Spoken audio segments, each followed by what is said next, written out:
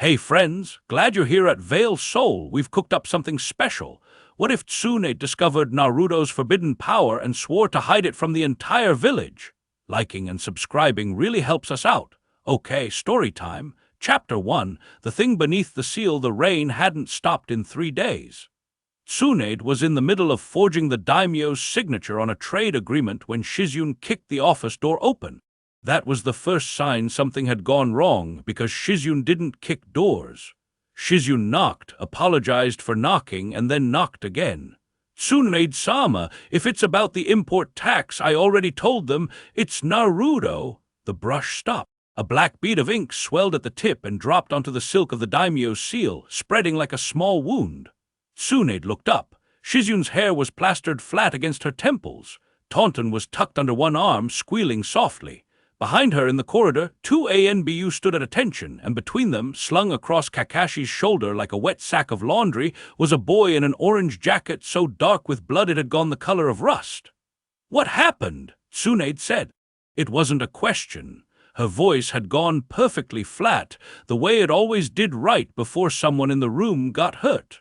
Kakashi shifted Naruto's weight. His one visible eye was tight at the corner.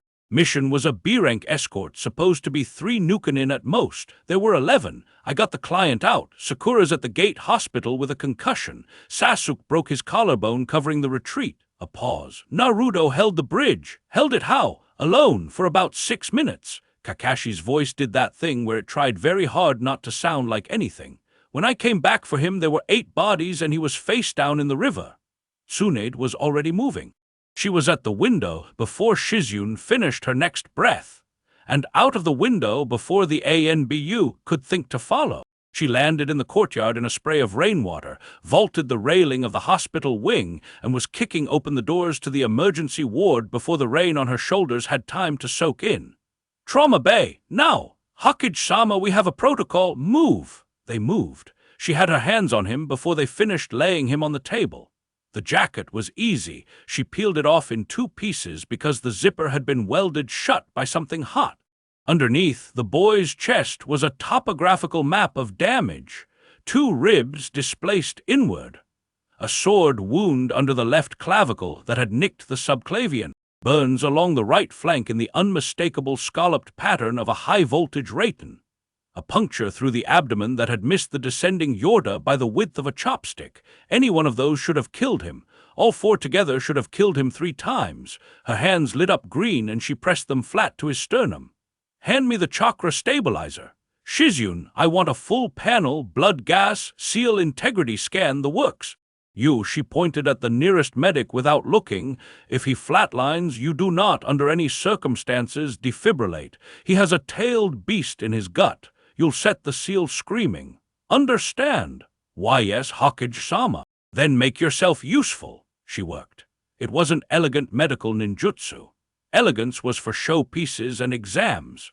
This was butcher's work done fast, knitting the artery first because a blood supply you couldn't keep wasn't a blood supply, then the perforated bowel, then the lung because the lung had collapsed somewhere between the bridge and the village, and he'd been breathing on one side for who knew how long. The Kyubai's chakra was already moving under his skin, a low red current that flickered up against her green like 2 tides arguing over a beach. Normally, she'd be grateful. Tonight she was annoyed. The fox was sloppy, sealing wounds before she'd cleaned them, trapping debris inside the muscle. "Stop helping," she muttered at his stomach. The current paused, almost as if it had hurt her, then resumed more carefully. That should have been the first thing she noticed. She was too busy to notice. 20 minutes in, she had him stable enough that he wasn't going to die in the next hour. 40 minutes in, she had him stable enough that he wasn't going to die in the next day. An hour in, she sent everyone out of the room except Shizune.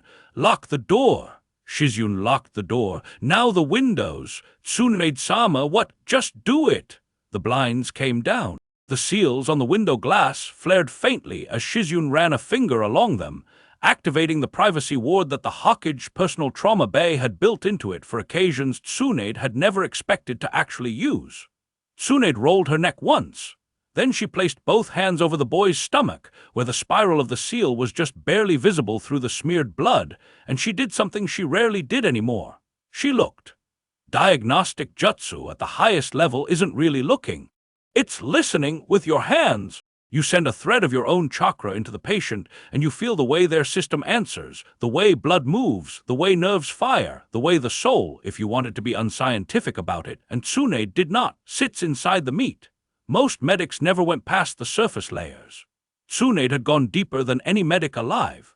She had felt the way her grandfather's wood release used to hum in his cells, faintly, even after he was dead, like a struck bell that wouldn't stop ringing.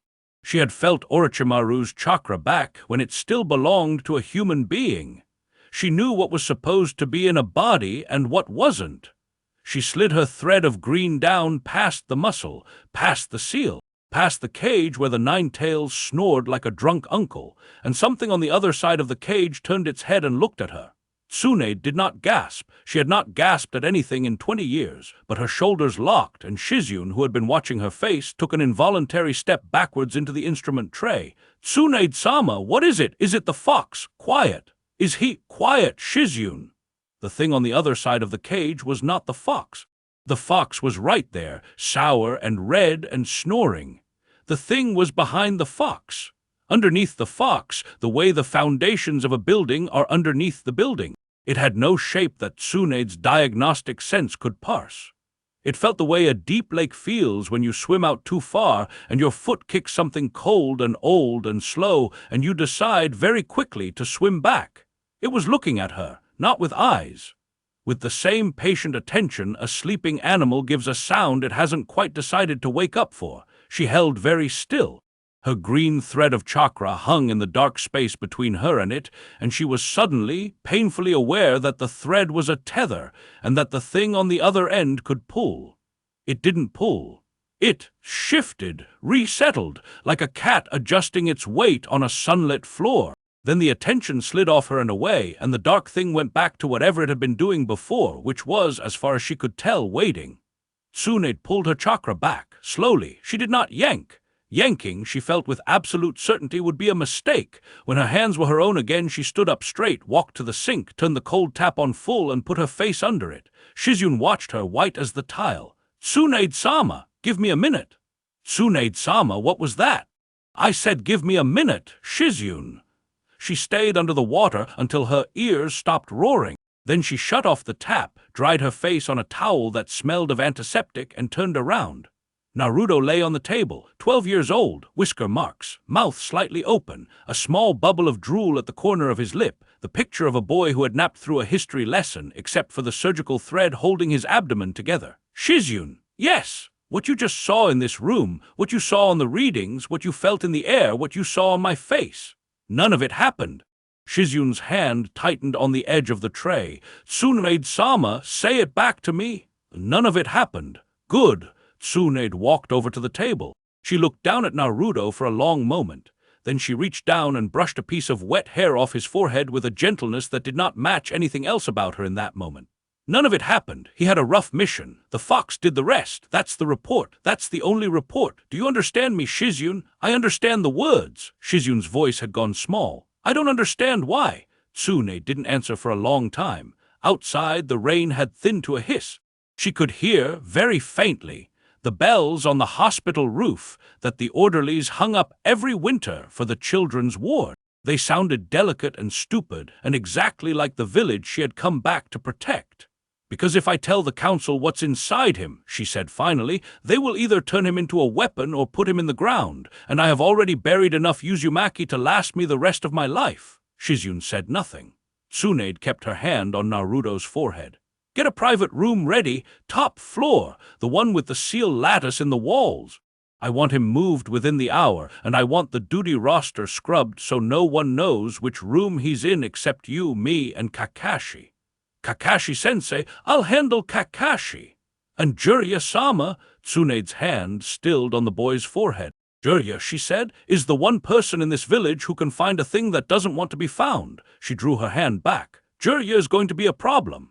Kakashi was waiting outside the trauma bay when she came out, leaning against the wall in the particular way he leaned when he wanted to look like he wasn't paying attention to anything important. His mask was damp. His vest was still bloody. He hadn't gone home to change. "How is he?" Kakashi said. "Alive." "That's not what I asked." That's the answer you're getting. Kakashi tilted his head. His one eye crinkled in the way it did when he was smiling, except he wasn't smiling. Tsunade-sama, I have been a jounin for a long time. I know what your face looks like when a patient is stable, and I know what your face looks like when a patient is stable and you found something you weren't expecting. Those are different faces. That is currently the second face. Then stop reading my face. With respect, she looked at him. He looked back. For a long, ugly second, she considered telling him. Kakashi had carried Naruto across 30 kilometers of muddy forest with a punctured lung of his own and not put the boy down once.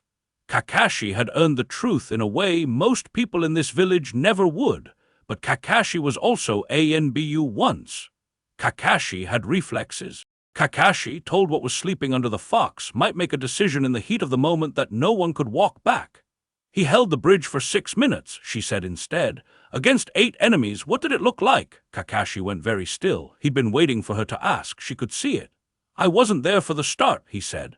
By the time I came back, 3 of them were already down. He was in the middle of the bridge. He had picked up someone's sword. He didn't know how to hold it. He was holding it anyway. He paused. There was something off about his footwork. I don't know how to describe it better than that. He was moving like someone who had been in a lot more fights than he's actually been in. Sage Chakra, I would have recognized that. This was.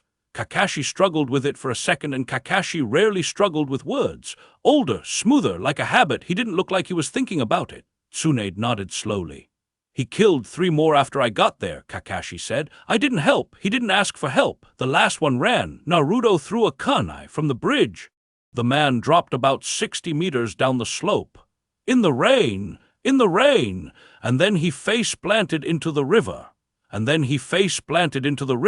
Kakashi agreed. When I pulled him out, he was muttering. Muttering what? Kakashi was quiet for a beat. I couldn't tell. It wasn't any language I know, and I know several. Tsunade felt something cold settle in her chest, low and even and final. Kakashi! Yes, the bridge fight didn't happen the way you just described it to me. The silence between them got very specific. Kakashi's eyes stayed on her face. Is that an order, Hokage-sama? That's the report you're going to file. The boys took heavy losses. Naruto fought bravely. He was lucky. He was protected by the 9 tails. End of report. And what really happened? What really happened is something I am going to figure out before anyone else does. She took a step closer to him and lowered her voice, even though there was no one in the corridor and the privacy seals were still up.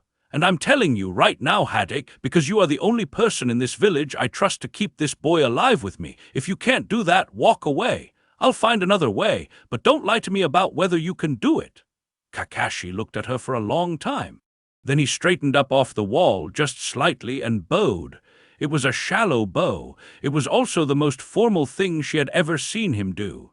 I'll write the report tonight, Hokage-sama. Good. He turned to go, then he stopped. Tsunade-sama, what? If you do figure out what it is. He didn't turn around. Tell me before you tell him. He's going to need somebody to teach him how to hold a sword properly, and I don't think we have a lot of time. He walked away. She went back to the office because she didn't trust her hands to be still anywhere else. The daimyo's contract was still on the desk. The bead of ink dried into a small black sun on the silk. She looked at it for a long moment, decided she didn't care, and rolled it up. She would forge the signature tomorrow. Today she had bigger things to forge. She sat down. She opened the bottom drawer of the desk, the one with the false bottom that her grandfather had built into the Hokage office back when the office was still made of wood. She lifted the false bottom out. Under it, wrapped in oilcloth, was a scroll she had not unsealed in 20 years. It was an Uzumaki scroll, her grandmother's. Maido Uzumaki had been many things in her life: the first Jinchuriki of the 9 tails, the wife of the first Hokage, a master of Fuinjutsu so subtle that even Jiraiya, who knew everything about seals, had once described her work as unfair. She had left exactly 3 personal scrolls behind when she died. 2 of them were in the Konoha archive. The third one, this one, she had left to Tsunade with a handwritten note that said only, for when you need it, not before. Tsunade had assumed for most of her life that it referred to grief. She unsealed the scroll.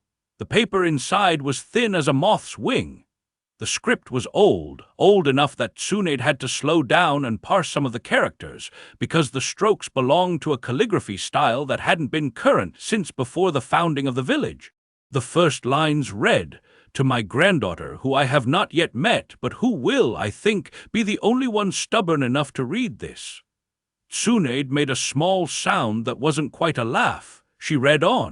The script went into seal theory she half understood: wave functions, layered containments, anchor points, the geometry of binding a thing to a body without binding the body to the thing. She skimmed until she found the part she was looking for, because she had a feeling, a horrible cold feeling, that her grandmother had known this day would come and had written for it. She found it on the 3rd page. The 9 tails is the loudest thing inside an Uzumaki, but it is not always the oldest. Our clan's blood remembers things that the sage's children would prefer to have forgotten. Most Uzumaki carry the memory like a closed door. They live and die without opening it. But a few, perhaps one in a generation, perhaps fewer, are born with the door already cracked. In such ones, the old thing inside will wake when the body is taken to the edge of death and brought back. It will wake quietly at first. It will pretend to sleep. It will watch the one who watches it. Tsunade stopped reading. She put a hand over her mouth. She read on. "If you are reading this, child of my blood, then you have likely seen it look at you. Do not be afraid. Be careful. It is not evil. It is not in the way of the tailed beasts, even angry. It is simply old, and it is simply ours, and it will, given time and a vessel it judges worthy, return to the world through that vessel as it has done perhaps 3 times in the history we remember. The vessel will not know. It must not be told until it is ready. The village must not be told ever." The script went on for another 2 pages. Theory: suppression seals that didn't suppress so much as delay. Diet, sleep cycles, kinds of training that would either accelerate or slow the waking. There was a diagram that Tsunade would need to study for a week to understand. There was, at the very bottom of the last page, a single line that her grandmother had written in a hand that looked, for the first time in the whole scroll, unsteady. "I am sorry that you, of all people, will be the one to carry this. I would have spared you if I could." Tsunade put the scroll down. She sat for a long time with her hands flat on the desk. The rain had finally stopped. Somewhere out in the village a dog was barking, and somewhere else a child was laughing, and somewhere else, 2 floors below her and 3 corridors over, a 12-year-old boy with whisker marks was sleeping off the worst day of his life, while a thing that had been waiting since before the founding of the world resettled itself in the dark of him. She thought, with the strange detached clarity that came over her sometimes in surgery, about her brother, about Dan, about every person she had ever loved who had been taken from her by the village, by the war, by ambition that wasn't even hers. She thought about the council, with its old men and its older grudges. She thought about Danzo's one visible eye and the way it always seemed to be measuring everyone in the room for a coffin. She thought about Naruto saying Hokage Bachan through a mouthful of ramen 6 months ago, the first time she had seen him grin. The decision didn't feel like a decision. It felt like a thing she had already done years ago, in a future she hadn't lived yet, and she was only just now catching up to it. She rolled the scroll back up. She put it in her jacket, against her ribs. She locked the desk. She stood up. "Shizune!" Shizune appeared in the doorway as if she had been waiting just outside it. She probably had been. "I'm going for a walk," Tsunade said. "At this hour? At this hour?" "Where?" "To talk to the council in the morning," Tsunade said. "I need to know exactly what I'm going to lie about. So tonight I'm going to walk through the village, and I'm going to look at it, and I'm going to decide what I am willing to burn down to keep one boy breathing." Shizune looked at her for a long, long moment. Then she stepped aside. "Don't get caught in the rain again," Shizune said. "It stopped. It might start again. Then it starts again." Tsunade walked past her, out of the office, down the stairs, and into the wet streets of Konoha. She didn't walk to the council chambers. She walked to the hospital. She climbed the side of the building, hand over hand, in a way that the Hokage absolutely should not have been climbing buildings, and she let herself in through the window of the top-floor room where they had moved Naruto. He was still asleep. Someone, Shizune, probably ahead of her as always, had put a fresh blanket over him. The seal lattice in the walls hummed faintly, a sound only a censor could hear. Tsunade pulled up the chair by the bed. She sat down. She watched him breathe. After a while, in a voice that did not carry past the bed, she said, "I'm going to lie to a lot of people for you, kid." including, eventually, you. And one day you're going to find out, and you are going to be very, very angry with me. And I want you to know when that day comes that I knew the whole time, I did it anyway." Naruto, who was 12 years old and full of stitches and morphine, did not answer. Underneath the seal, in the dark place behind the fox, something old turned over once in its sleep and went still. Tsunade sat in the chair until morning. She did not leave until the sun came up. Chapter 2, Lies the Hawkage tells the council chamber smelled, as it always did, like cold tea and older men. Tsunade walked in 11 minutes late on purpose. She had learned that trick from her grandfather. If you came in on time, they thought you were eager. If you came in late, they thought you were busy. Busy Hawkages got fewer questions. "Apologies for the delay," she said, in a tone that contained no apology at all, and dropped a folder onto the table that was thicker than it needed to be. Thick folders also got fewer questions because old men did not like reading. Hamura adjusted his glasses. Koharu folded her hands. Danzo, at the far end, did neither of those things. He simply watched her with the eye that wasn't bandaged, the way a heron watches a koi pond. "Team 7's mission report," Tsunade said, sliding the folder toward the center. "Escort mission to the land of hot water. Intel was bad. 3 Nukanin turned into 11. Hadake got the client out. Genin took heavy injuries. All 3 survived. I've recommended Kakashi for a formal commendation and a temporary mission rotation to lighter duty while he recovers." "Heavy injuries," Hamura repeated. "How heavy?" "Haruno, concussion, hairline fracture of the 3rd rib. Uchiha, broken collarbone, 2 cracked ribs. Uzumaki." She made herself say it the way she would have said it if it were true. "Uzumaki nearly died. Sword wound to the chest, Reiton burns, perforated bowel. The 9 tails kept him alive. He'll be in the hospital another 2 weeks." "The 9 tails kept him alive," Danzo said. It wasn't a question. He said it the way he said everything, in a flat voice with a small, courteous pause at the end where someone else was expected to fill in the implication. "That's what I said." Tsunade did not fill in the implication. "How fortunate," Danzo said. "For the boy, yes. For the village, I meant." Danzo's eye moved very slightly. "An asset that nearly broke. We should consider what training adjustments might prevent the next near loss." "He's 12. He is a Jinchuriki." "He's 12 and a Jinchuriki. The first noun came first. It's going to keep coming first while I'm sitting in this chair." She let the sentence land. Koharu's mouth tightened. Hamura looked away. Danzo did not move at all, which was always how you knew you had actually hit him. Hamura cleared his throat. "The report mentions a bridge engagement. 8 enemy combatants killed by the Genin alone. Is that figure verified?" "Verified by Hadake. He arrived in time to witness the latter half of the engagement. The boy held the bridge while the rest of the team extracted the client. Adrenaline, terrain advantage, and a great deal of luck." 8, Koharu said. 8, Tsunade said. "By a 12-year-old. Who has, as you have all kindly reminded me, the 9-tailed fox in his stomach." The room considered that.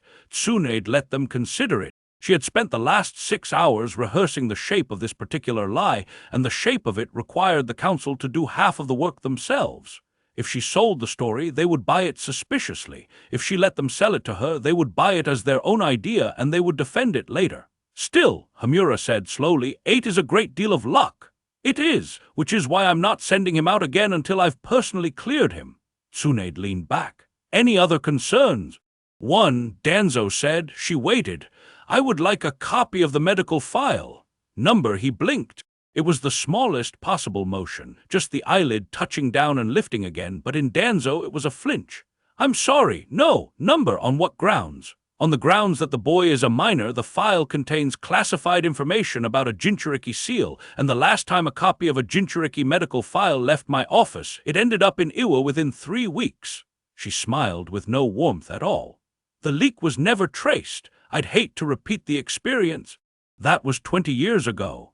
"It was. Files don't get less leaky with age, Danzo. They get more. You'll get a summary. The summary will say patient stable, prognosis good. That is the file you are getting." She held his eye. He held hers. After a long second, he inclined his head, by exactly the angle of a man who has decided not to fight this particular fight today and who is taking notes for later. "As you say, Hawkage-sama, as I say." Tsunade stood up. "If there's nothing else." There was nothing else. There was always nothing else when she stood up, because she made a point of standing up before anyone could think of anything else. She walked out of the council chamber with her hands in her sleeves, and she did not let her shoulders drop until she was 3 corridors away and out of any line of sight that could still see her face. Then she leaned against a pillar and let out a breath that felt like it had been sitting in her chest since the trauma bay. She had lied to the Council of Konohagakure. She had lied to them well.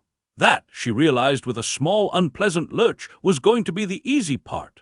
Jirya was already in her office when she got back. He was sitting in her chair, his feet on her desk, eating one of her pickled plums out of the jar she kept in the bottom drawer for emergencies. He looked up when she came in and grinned the way he always grinned, which was the grin of a man who was about to be enormously irritating on purpose. "Hokage-bachan, get out of my chair! You weren't using it. I was using it before you broke in. I'm going to use it again now. Get out, Jirya!" He got out slowly, the way a cat gets off a sun-warmed cushion, and he settled himself on the edge of her desk instead, which was somehow worse. She walked around him, sat down in the warm dent he had left in her seat, and pretended to start sorting paperwork. She did not, in fact, look at him. Jirya could read faces in the same way that fish could swim. "How's the kid?" he said. "Healing." "Don't mat me. I didn't say anything. You said is a thing. Eat another plum." He ate another plum, eyes still on her. The sound of him chewing was, somehow, an interrogation. She gave it a count of 7. Then she set the brush down because the brush was shaking just a little, and Jirya would see that too if she gave him another minute. "Spit it out!" "Spit what out?" "Whatever's bouncing around inside your skull and making you eat my plums." He smiled. It wasn't his big grin. It was the small one, the one he used when he was already 3 steps ahead of a conversation. "I went to see him this morning." "Of course you did. He's on the top floor. The room with the lattice seals. He's a Jinchuriki recovering from a near-fatal wound. The lattice seals are precautionary. They're also the only seals in the hospital that block external scrying, which is precautionary. Heim, he used the old nickname, the one from when they were 12 and the world was smaller. I sat next to his bed for an hour. I put my hand on his belly. I checked the seal. She kept her face still. And the seal's fine. Good. The seal is more than fine. The seal has gone from messy fox-gauge monot scribbled to something clean. There are anchor points in it I didn't put there. There are characters in it I didn't write. Someone has been doing fuinjutsu in that kid's gut, Tsunade, and it wasn't Minato because Minato is dead, and it wasn't me because I would remember, so I have to assume it was either the fox, which it wasn't, because the fox writes in claw marks, not calligraphy, or it was you. She picked up the brush again. She made her hand steady. She dipped it in the ink. She drew on the top sheet of a stack of mission reports the character for understood. "It was me," she said. "What did you do?" "I shored up the containment. He came in with the seal half-cracked from the trauma. I reinforced it." "With what?"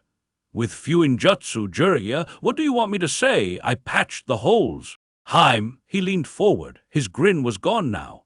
"I have been reading Uzumaki seals for 40 years. The characters in that kid's gut this morning were not patches. They were not Hokage style. They were not Minato style. They were Mito style. They were anchor seals out of the pre-founding scrolls. Where in the hell did you learn anchor seals out of the pre-founding scrolls?" She kept writing. "And before you tell me you didn't write them," he said, "remember that I will know if you lie. I have always known if you lie. I knew when you told me you didn't kiss Dan behind the temple. I knew when you told me you didn't bet the team's mission stipend on the Cloud team in the Chunin exams. I knew when you told me you were fine the day after your brother died. I know now, so please, please don't lie to me about this." Her brush stopped. She looked up. Jirya's face was not angry. That was the worst part. Jirya's face was worried. It had the small, soft lines around the eyes that it got only when he was scared for someone he loved.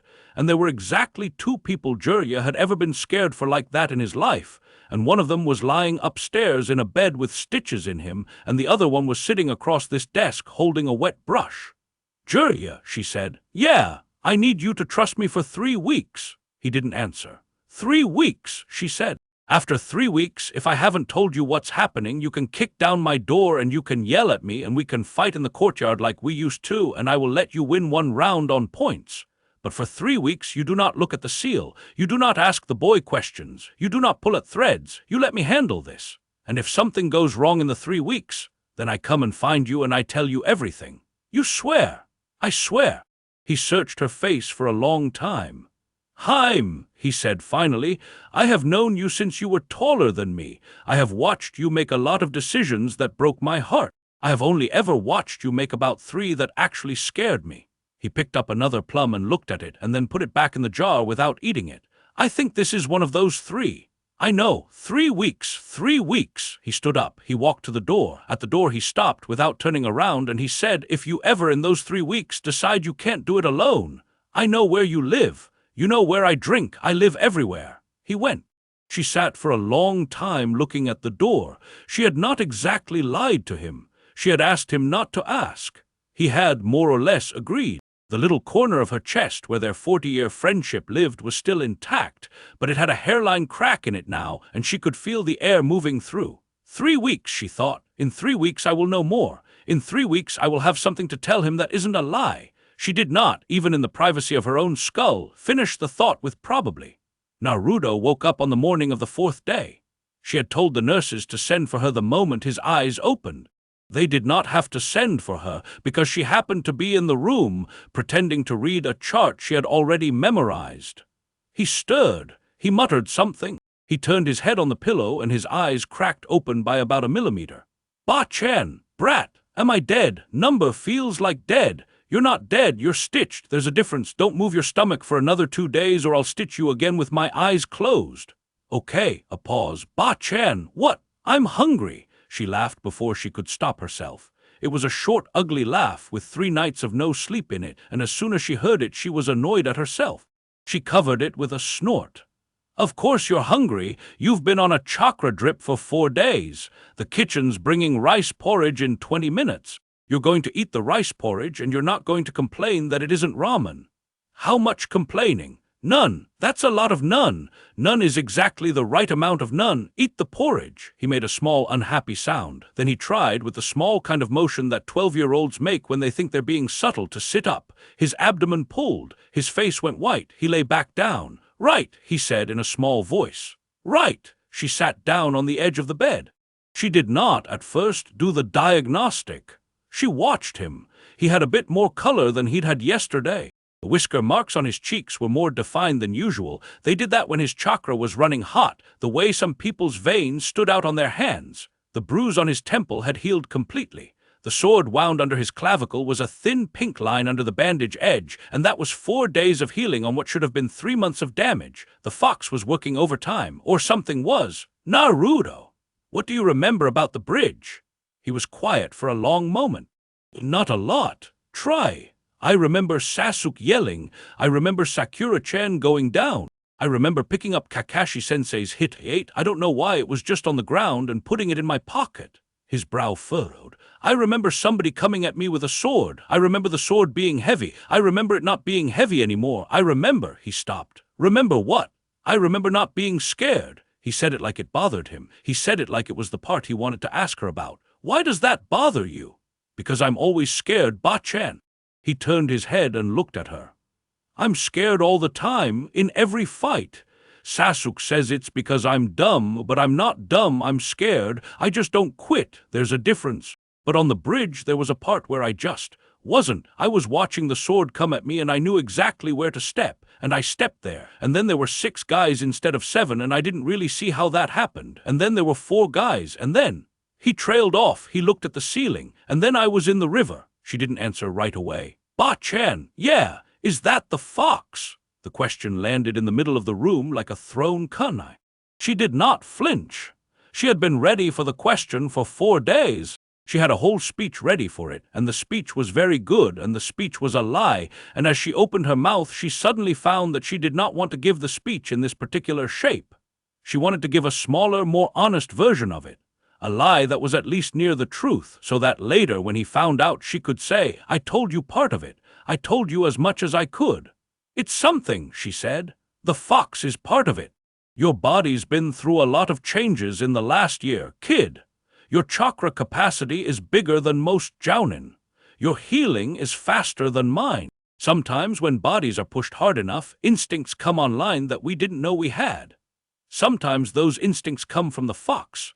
Sometimes they come from your own clan. Sometimes it's a mix. I'm going to figure out which it is. I need you not to push it while I do. Push what? The instincts. Whatever happened on the bridge, don't try to do it again. Don't try to remember it harder than you already do. When you train, train the way you always train. Loud, bad form, lots of clones. She poked him very gently in the forehead. Be the brat I know. Don't go quiet on me. If you go quiet on me, I'll know something's wrong. He looked at her. His eyes were exactly Kushina's eyes when he was tired. He had Minato's eyes most of the time, but when he was tired the blue went deeper and got a little of his mother's gold in it, and Tsunade had never told him this, because the day she told him about his parents was a day she had not yet earned the right to choose. Ba-chan, he said. Yeah, you're acting weird. I'm tired. You're acting weird and tired. That's allowed. I'm the Hawkage. I get to act weird and tired. Eat your porridge when it gets here. Promise me something. She didn't like the shape of his voice. What? If something's wrong with me, he said it slow. Tell me, don't be like the village. Don't decide for me what I get to know. I had a whole childhood of that. I don't want it from you. She had been holding her face still for 4 days. She did not break in that moment because Senju women did not break in front of children. But she felt very clearly the place where she would break later, and she made a small private appointment with herself to break there alone when no one was watching. I'll tell you everything I can, she said, as soon as I can. It was not a yes. It was not a number, it was the best she could do. He must have heard the shape of it because he didn't push. He closed his eyes. After a moment his hand came out from under the blanket and found hers, the way it had been finding hers since he was 8 years old, and she still pretended to be annoyed about it. Okay, Ba-chan. She held his hand until he fell back asleep. Then she sat for 1 more minute alone, and she did break, just a little in the way a load-bearing wall breaks, not collapsing, just developing the first hairline that would eventually run all the way to the foundation. She got up. She left the room. She closed the door behind her quietly. 3 days later, the training ground happened. She had not let him train. She had specifically, explicitly in writing, told him not to train. She had said the words no chakra exercises, no taijutsu, no clones, not so much as a tree walk directly to his face, and he had nodded in the exact way that 12-year-olds nodded when they had no intention of obeying. It was Uruka who came to find her. Uruka, who taught at the academy and was usually the calmest person in any room, and who, on this particular morning, came up the Hawkage Tower stairs at a sprint with his vest half-buttoned. Hawkage-sama, training ground 44, what about it? He stopped, panting. It's bigger, she blinked. What? The forest of death, it's bigger. The boundary fence is intact, but the trees on the inside have grown about 30 meters since last week. The genin team that went in for chakra control practice this morning came back saying there are new clearings that weren't on the map. One of them found a stream. There was no stream there yesterday. Tsunade's hand stopped on the inkstone. Uruka! Yes, where's Naruto? Uruka opened his mouth, closed it, opened it. He told me he was going for a walk in the woods this morning, Uruka said. She was out of the chair and out of the window before he finished the sentence. She found him sitting on a tree branch about 40 meters off the ground in the forest of death, eating an onigiri.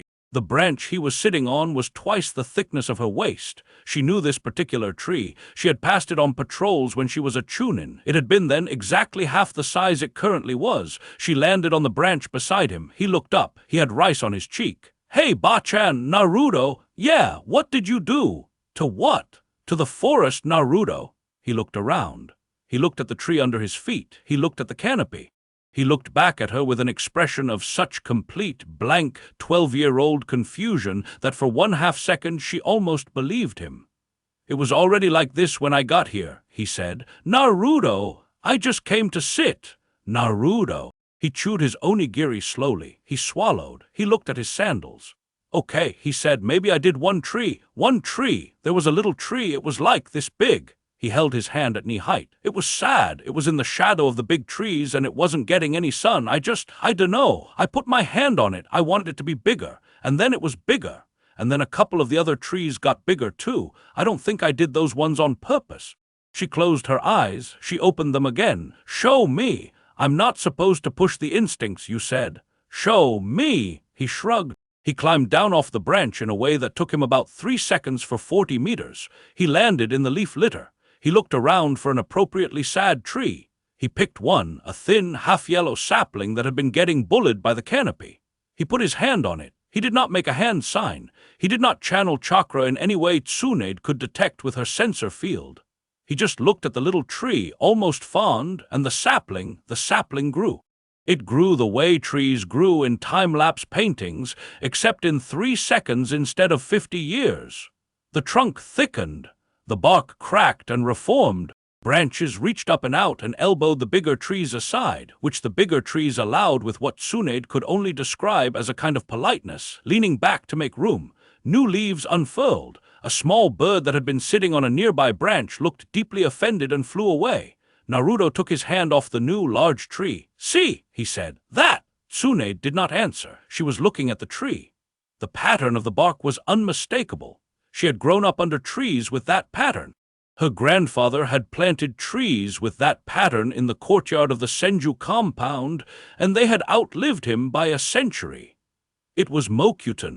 It was not exactly Mokuton, because Mokuton required hand signs, required the specific cell structure of a Senju with the right mutation, required a kind of conscious chakra blending of earth and water that no one alive could do correctly. This was none of those things. This was older than Mokuton. It was Mokuton's grandfather. It was the thing Mokuton had been a clumsy imitation of, in the way that a child's drawing of a face was a clumsy imitation of a face. Her grandmother's scroll said, perhaps 3 times in the history we remember. Tsunade said very quietly, "Get on my back." "Huh, get on my back. We're going home, right now. Don't touch any more trees on the way out. Don't look at any more trees on the way out. If a tree looks at you, look away from it. Do you understand me? Ba-chan, are you okay? Do you understand me?" "Yeah." He got on her back. She moved. She moved fast enough that the trees blurred. She moved faster than she had moved since she was 19. She came over the fence of the forest in a single bound that cracked the post under her foot, landed in the alley behind the Hawkage Tower, and was up the side of the building and through the window of her office before any of the 3 ANBU on the rooftops had time to register that the Hawkage had just gone past them carrying a child. She set him down in her office. She locked the door. She drew the blinds. She turned around. Naruto was standing in the middle of her office with rice still on his cheek, looking at her with an expression that was no longer confused. "Ba-chan," he said. His voice had gone careful. 12-year-olds did not have voices that careful unless they were about to ask a question they already knew the answer to. "What's wrong with me?" She looked at him. She thought about the speech she had ready, the fox, the instincts, the clan blood, the careful, manageable, partial truth. She had been planning to feed him in small doses over the next 2 years. She thought about his mother, who had been told nothing about the fox until the day they put it inside her, and how she had not, even at the end, forgiven the village for that. She thought about his hand finding hers in the hospital. "Sit down, kid," she said. He sat down. She pulled her grandmother's scroll out of her jacket. She put it on the desk between them. "I haven't decided yet how much of this I'm going to tell you," she said. "But I've decided I'm done lying about the fact that there is something to tell." Naruto looked at the scroll. He looked at her. "Okay," he said. He didn't reach for it. He didn't ask. He just waited. The thing inside him, very far down, behind the fox, behind the seal, behind all of it, did not wake up, but it shifted. The way a sleeper shifts when it hears, very faintly, the door of its room being opened. Tsunade saw the boy's eyes flicker just for a fraction of a second, just enough that anyone who wasn't looking would have missed it. She had been looking. "Right," she said quietly. "Right, okay." She sat down across from him. She started talking. Outside, somewhere in the village, Jirya was already 8 days into his 3 weeks, and Danzo was already opening a drawer in his office that contained a small folder labeled Uzumaki, N, observations, and somewhere in the Forest of Death, in a clearing that had not existed last week, a stream that had not existed yesterday ran clear and cold over stones that the world had not yet got around to naming. Chapter 3. The listener in the walls. She didn't tell him everything. She told him enough. She told him that the Uzumaki carried more in their blood than they were given credit for. She told him that the fox was the loudest tenant in his body, but not, as far as she could tell, the oldest. She told him that something in him had woken up on the bridge, and that her grandmother had written about this kind of waking happening very rarely in their bloodline. She did not at any point say the words bloodline limit or sage or older than the tailed beasts. She said instinct. She said inheritance. She said the kind of thing that the village will want to take apart with tweezers if they hear about it, and that one was the part he understood without further explanation, because he had been 12 in this village for 12 years, and he knew what tweezers felt like. When she was done, he sat with his hands folded in his lap and his head tilted to one side, the way he sat when Uruka was explaining something he was trying very hard to follow. Then he said, "So can I tell Sakura-chan and Sasuke?" Number, why not? Because Sakura tells her mother everything and Sasuke writes everything down in a little book he thinks no one knows about. He has a what? That is not the point of this conversation, Naruto. He has a little book, Naruto. Okay, not Sakura-chan, not Sasuke, Uruka-sense, number, pervy sage. Eventually, not yet, 3 weeks. Old man Tuch, why would you tell the ramen man? He's good at secrets. He doesn't tell anyone how he makes the broth. She put a hand over her face. Naruto, what? You tell no one, not the ramen man, not the ramen man's daughter, not the ramen man's cat. The list of people who know about this is me, you, Shizune, and as of this morning, Uruka-sensei knows something is up, but not what. That is the list. The list does not expand without my permission. Are we clear? Yeah, say it back. The list doesn't expand without your permission. Good. What about the trees? What about the trees? They keep doing it. She lowered her hand from her face. Define keep doing it. He looked at his sandals. He scuffed one against the floor. There's a planter outside my apartment. It used to have like 2 dead chrysanthemums in it. This morning when I came home from the hospital it had more. It had a lot more. Some of them aren't chrysanthemums. I don't know what they are. There's a vine going up the drainpipe now. The landlady is going to yell at me. Naruto? Yeah, for the next 3 weeks you're going to walk past that planter without looking at it. You are going to enter your apartment without looking at the drainpipe. If you see a sapling on the street, you cross to the other side of the street. Do you understand me? What do I do if a tree, looks at me? They don't look at you, Naruto, they're plants. You said yesterday that if a tree looked at me to look away, that was a figure of speech. It was a really specific figure of speech, Bachan. Naruto, he grinned. It was the first grin she'd seen on him since the bridge, and it was the exact same grin he'd had at 8 years old when he'd asked her if she dyed her hair. The relief of seeing it nearly knocked her over. Okay, Bachan, he said, I'll walk past the planter. I'll cross the street. I won't look at the trees. 3 weeks. 3 weeks. And then we find out what comes next. He nodded. He got up. He stretched very carefully around the stitches she could still see pulling at the hem of his shirt. He paused at the door. Bachan, what? Thanks for not lying to me. He went out before she could answer that, which was just as well, because she did not have an answer that wasn't itself a lie. The root operative was sent on the 7th day. He was good. Tsunade had to admit that. Danzo trained them well in his cold, lightless way, and the one who came to watch Naruto was a thin, pale boy of maybe 14 with eyes like glass beads and a smile that he had clearly been taught to do in a mirror. He went by Sai. He approached Naruto on the riverbank one afternoon while Naruto was sitting on a rock not training, exactly as she had told him not to, and trying to draw a frog with a stick in the mud. Hello, Sai said. You are Uzumaki Naruto. Yeah, I have been instructed to observe you. May I sit? There was a long pause. The 2 ANBU in the tree line shifted their weight by exactly the amount they were trained to shift their weight when they wanted a target to know they were there. Naruto looked at Sai. He looked at the ANBU. He looked back at Sai. Sure, he said. Sit. Want to draw a frog? Sai sat. He pulled out a sketchbook and a brush. He drew in about 4 strokes a frog so perfectly proportioned that it made Naruto's stick frog look like an apology. Show off, Naruto said cheerfully. I do not know what that means, Sai said. You're a show off. I see. Thank you for the new vocabulary. They sat in silence for a while. Sai drew, Naruto drew. A real frog hopped past them and Sai drew that too, faster than the frog could hop. Naruto watched him do it and made a small impressed sound that he tried to hide and didn't manage to. Why are you watching me? Naruto said. I have been instructed to. Yeah, but why? I was not told why. That's weird. I have been instructed to find it not weird. Naruto looked at him sideways. Are you okay, dude?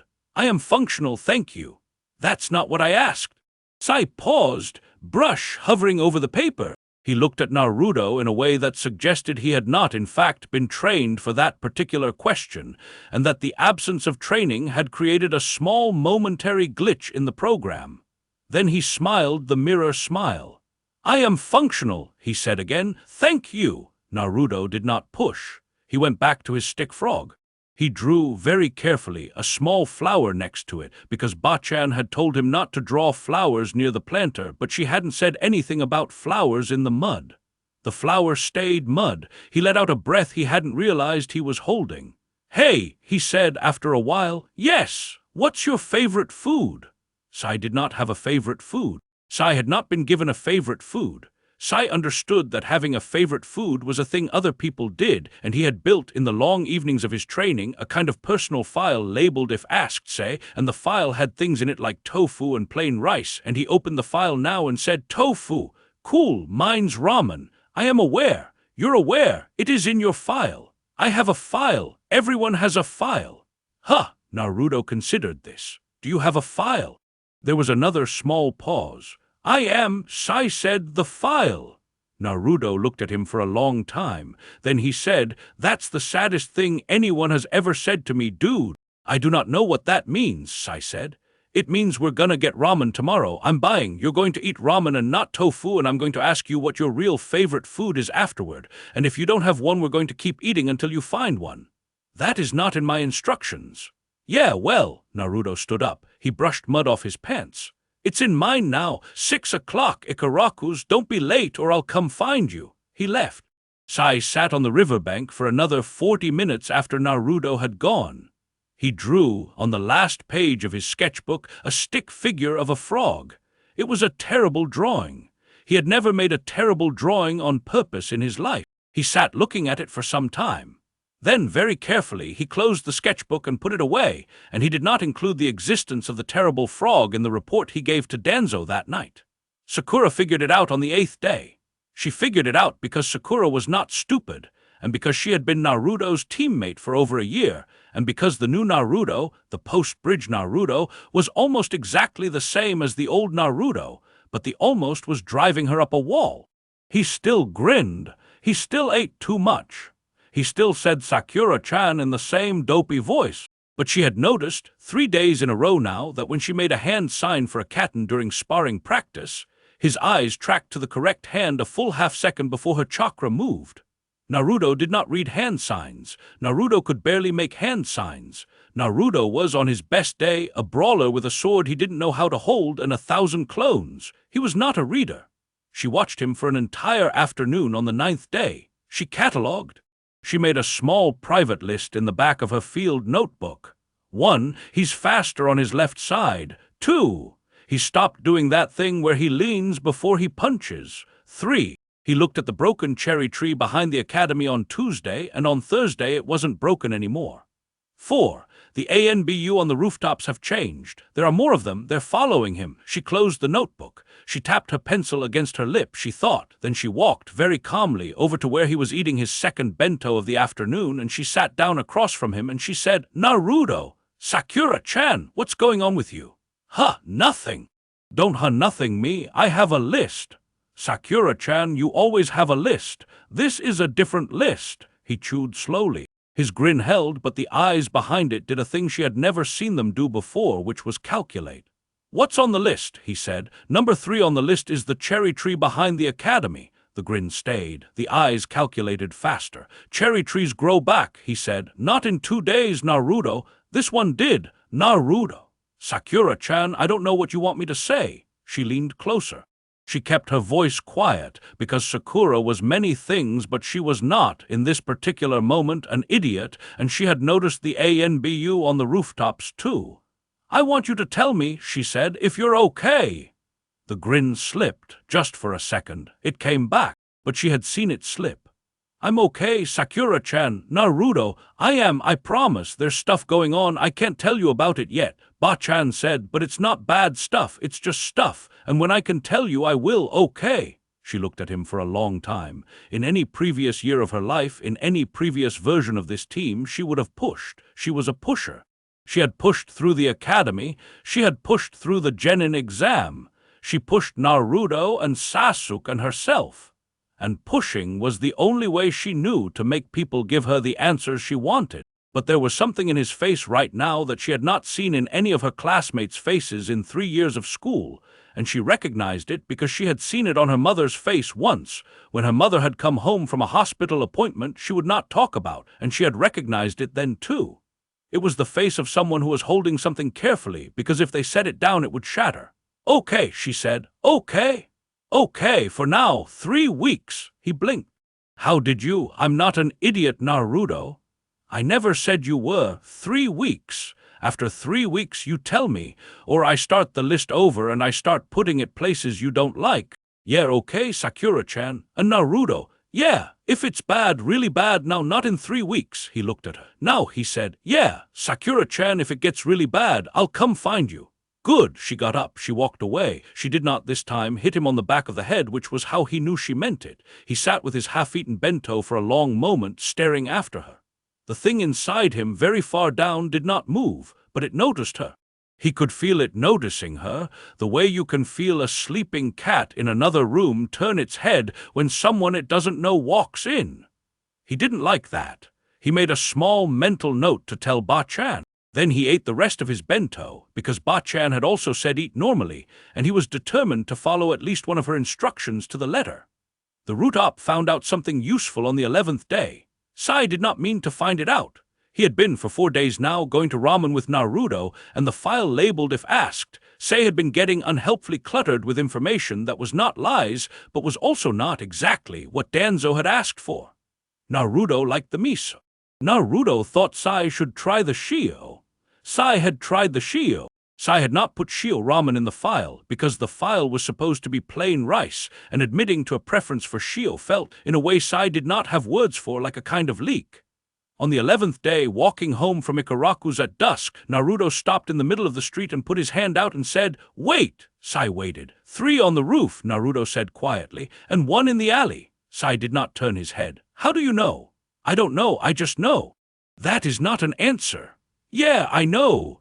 There was, in fact, no one on the roof. There were no Konoha ANBU on the rooftop, because the ANBU on Naruto duty had been changed out 2 hours ago and were currently 3 streets over, and Sai knew this because it was in his briefing. There were also no root operatives, because the only root operative currently on this street was Sai himself, which meant, Sai realized with a small precise lurch of his stomach, that the people on the roof were someone else. Naruto's hand moved very slightly. Sai had seen Senior Jounin move their hands like that in the second before a kunai came out of nowhere and stuck in a wall. He had never seen a 12-year-old do it. "Sai," Naruto said, "when I say go, I want you to run that way." He nodded with his chin toward the alley behind them, the opposite direction of the alley with the one. "Don't stop, don't look back, get to the Hawkage Tower. Tell Ba-chan 4 guys, 3 from the north roof, 1 from the west alley, not Konoha, got it? You should come with me." "Can't." "Why?" "Because they're not here for you, they're here for me, and if I run, they'll go through whoever's in the way." Sai's brain did several things at once. The root part of him noted, with cold professional interest, that the boy had correctly read the situation in approximately 1 second. The file part of him updated. The terrible frog part of him, which had been quietly growing in the back of his head for a week, did something that felt almost exactly like fear. "Naruto, go!" Sai went. He went fast. He did not look back, because Naruto had told him not to, and because the part of him that was already not quite root anymore wanted to obey this particular order with a strange completeness. Behind him, on the empty street, Naruto did not move. He stood very still. He let his hands hang loose at his sides. He was not, in any way he could have explained, frightened. He had been frightened on the bridge until the part of him that wasn't frightened had taken over. He had been frightened for the last 11 days that someone would find out what was happening to him. He was not frightened now. Now he was interested in a cool, flat way that he recognized from the bridge, and which he had promised Ba-chan he would not let take over again, and which he was about to break that promise about. "Sorry, Ba-chan," he thought. "The first one came down off the roof." He came down fast, a Chunin rank wind shunshin, and he had a tanto out, and he was aimed at the back of Naruto's neck. Naruto stepped one pace to the left without turning around. The tanto went through the place his neck had been. He caught the wrist of the hand that was holding the tanto as it passed him. He did not break the wrist. He turned gently, as if leading a partner in a dance, and the man's own momentum carried him face first into the wall of the building next to them. The wall was brick. The man stopped moving. That was one. The second and the third came down together. They were better. They were jounin. They came at angles, one high, one low, and they did not have weapons drawn, which meant they had been told to take him alive. He noted this. He filed it. He met the low one with a knee that he had not, until that moment, known he could throw. The knee landed on the man's chin. The man went up about a meter and came down without trying to control his landing. Naruto was already turning. The high one was on him. He felt the air pressure of a punch and ducked under it without seeing it, and as he ducked, he reached up and caught the man's ankle and pulled, and the man hit the cobbles flat on his back with a sound like a sack of rice being dropped from a roof. That was 3. The fourth one, the one in the alley, was the smart one. He hadn't come out yet. He was waiting to see how the first 3 did. Naruto straightened up. He looked at the alley. "You can come out," he said. "It's okay. I'm not going to hurt you. I just want to talk." The fourth one did not come out. Naruto thought about it for a second. Then he raised his hand and pointed, the way you point at a friend across a crowded room, and a single small green tendril unspooled out of the gap between 2 cobblestones at the mouth of the alley. A thin, pale shoot of something that wasn't quite a vine. And it grew, in about 1 second, the way the sapling had grown, and it wrapped around the fourth man's ankle, and it lifted him into the air. And it set him down, very carefully and entirely against his will, in the middle of the street about 3 meters from Naruto's feet. The fourth man hung upside down, white-faced. "Hi," Naruto said. "Hi," the fourth man said. "Who sent you?" "I'm not going to." The vine tightened, just a little. The man made a small sound. Naruto looked very briefly at his own hand with the small expression of a person who has just noticed they were holding something they didn't remember picking up. Then he looked back at the man. "I don't actually know how to do this kind of thing," Naruto said, in a voice that was, against all the man's expectations, apologetic. "Like I don't know how to interrogate someone. I'm 12. So I'm just going to ask you nicely, and if you don't tell me, I'm going to let Bachan ask you, and I promise you, dude, you don't want Bachan to ask you. So, who sent you?" The man looked at him. The man looked at the vine. The man looked at the 3 unconscious bodies on the street. "Kumo," the man said. Naruto blinked. "Kumo, like Cloud Kumo." "Yes. Why?" "They said," the man swallowed. He was upside down. The blood was going to his head. "They said an Uzumaki had reactivated. They said we were supposed to take you alive, bring you back. They wanted to see if the bloodline could be what? Bread." Naruto's face did a thing that the fourth man would remember for the rest of his life. It was not anger. It was something colder and quieter than anger, and it was on the face of a 12-year-old, and it was the precise moment that the fourth man understood that he had made a series of mistakes, of which the most recent had been opening his mouth. The vine tightened slowly. Naruto looked at his hand again. He looked at the vine. He, with a small visible effort, made the vine loosen. "Okay," he said. "Okay, don't say more. Don't say more, dude. I'm going to do something I don't want to do. Just stay there, don't move. Bachan's coming. She'll talk to you. I'm going to." He took a breath. "I'm going to walk over here and not look at you for a minute." He walked over to the wall. He put his forehead against it. He breathed. The vine, of its own accord, did not tighten. It also did not loosen further. It held the man in midair very politely, in a way that the man was deeply disinclined to test.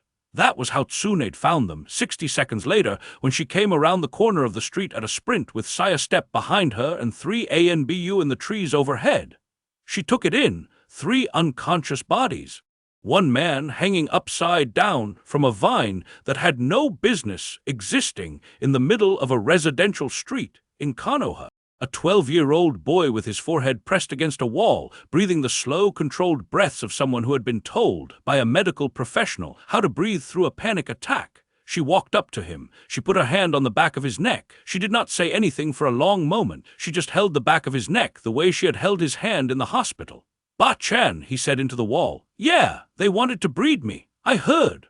I don't want to be bred.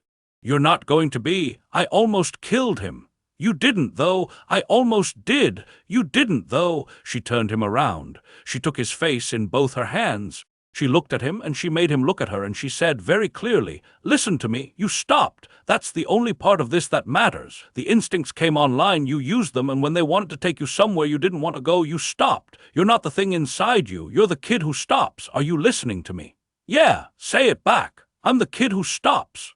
Good. She kissed his forehead very briefly, in a way that she would later deny if anyone had seen. Now sit down on the curb and don't look at any more plants for 30 minutes. Sai, with me. Sai stepped forward. Yes, Hokage-sama. She looked at him. She had a very specific look. It was the look she had been giving root operatives for 15 years, and Sai recognized it and braced.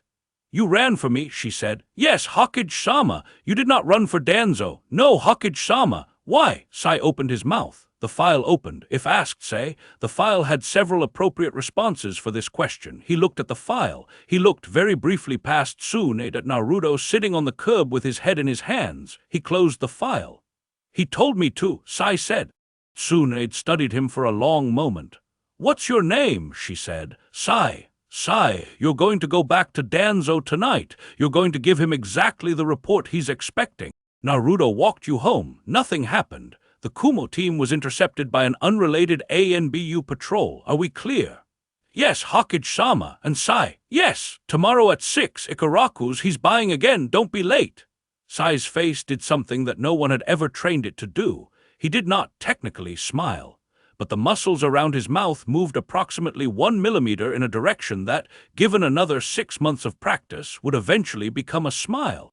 Yes, Hokage-sama, he went. She watched him go. Then she turned to the ANBU in the tree. Take these 3 to T and I quietly. The 4th one stays where he is until I'm done with him. Sweep this street. If anyone in the neighborhood saw what happened, I want their names. I don't want their memories touched, but I want their names. Understood? Hokage-sama. She walked over to Naruto. She sat down on the curb next to him. She did not put her arm around him because they were in the middle of a street and he was 12 and the village had eyes, but she sat close enough that her shoulder touched his. Ba-chan. Yeah, it said bread. Yeah. Has someone said that about me before? She did not answer for a long time. Not where you could hear it, she said. He nodded slowly. How many people, he said. Naruto. How many people have said that about me, Ba-chan, in my life, where I couldn't hear it? She thought about lying. She thought about all the meetings, in this village and in others, in council chambers and in private studies and in dark rooms with no windows, in which the word Uzumaki had come up next to the word breed, the way salt comes up next to rice. She thought about the meeting where Danzo had first floated the idea to her grandfather before she had been born. She thought about the way her grandmother had laughed, the kind of laugh that meant I am about to kill someone, and the way the room had gone very quiet, and the way Maito Uzumaki had said no, and the way no one had ever brought it up again where Maito could hear. She thought about the fact that they had brought it up again many times after Maito died. She put a hand on Naruto's knee. Too many, she said. I'm sorry, kid, too many to count, and I have spent most of my time as Hokage making sure none of them get to do anything about it. He nodded. He didn't cry. He had cried about smaller things in front of her. He didn't cry about this one. 12-year-olds got to choose sometimes which things they cried about. She let him have the choice. Ba-chan. Yeah, I don't think I'm going to be able to keep this a secret much longer. She closed her eyes. I know, she said. They keep finding out anyway. I know. So at some point we should probably stop trying. She opened her eyes. She looked at the vine, still holding the man upside down very politely. She looked at the unconscious bodies in the street. She looked at the boy beside her who was 12 and who had just with a kind of brutal 12-year-old clarity suggested something that she had not been brave enough to suggest to herself. 3 weeks, she said. Give me 3 weeks, kid. After 3 weeks, if you still think it's time, we'll stop trying together. But for 3 more weeks, you do it my way. He looked at her. You promise we stop trying together, he said. I promise. Okay, Ba-chan. He leaned his head very briefly against her shoulder. Then he straightened up because he was 12 and in the middle of the street, and he stood up and he brushed his pants off and he said, I'm going home. I'm not going to look at the planter on the way. Good, tell Sakura-chan I'm fine. Why, she'll find out something happened by morning. She has a list. She has a what? I'll explain tomorrow. He walked away down the street. Tsunade sat on the curb for another minute. She looked without turning her head at the rooftop opposite, where she could just feel, at the very edge of her sensor field, the faint, cold presence of a man with one visible eye who had come, personally, to see what all the commotion was about, and who had been there long enough to have heard at least part of what had been said. She stood up. She did not look at the rooftop. She walked with her hands in her sleeves in the direction of the still-suspended Kumo-nin, and as she passed the alley she said, in a perfectly conversational voice that was not, technically, directed at anyone, "Whatever you think you just heard, Danzo, you're wrong." There was no answer from the rooftop. There never was. That was how she knew he had been there. 2 streets over, at almost the same moment, a small, thin, pale boy slipped through the window of a building that did not officially exist, and he sat down at a desk, and he opened a file labeled Uzumaki N Observations, and he wrote in his very neat hand, "Subject walked me home. Nothing of note occurred." The Kumo intercept was unrelated. He underlined "nothing of note" twice. Then he closed the file. Then he opened his sketchbook to the last page, where the terrible frog was, and he sat looking at it for some time. The clock on his wall ticked toward midnight. The 3 weeks had 11 days left. Chapter 4. What Jiraiya Found. Jiraiya did not last 3 weeks. He lasted 9 days. She should have known he would.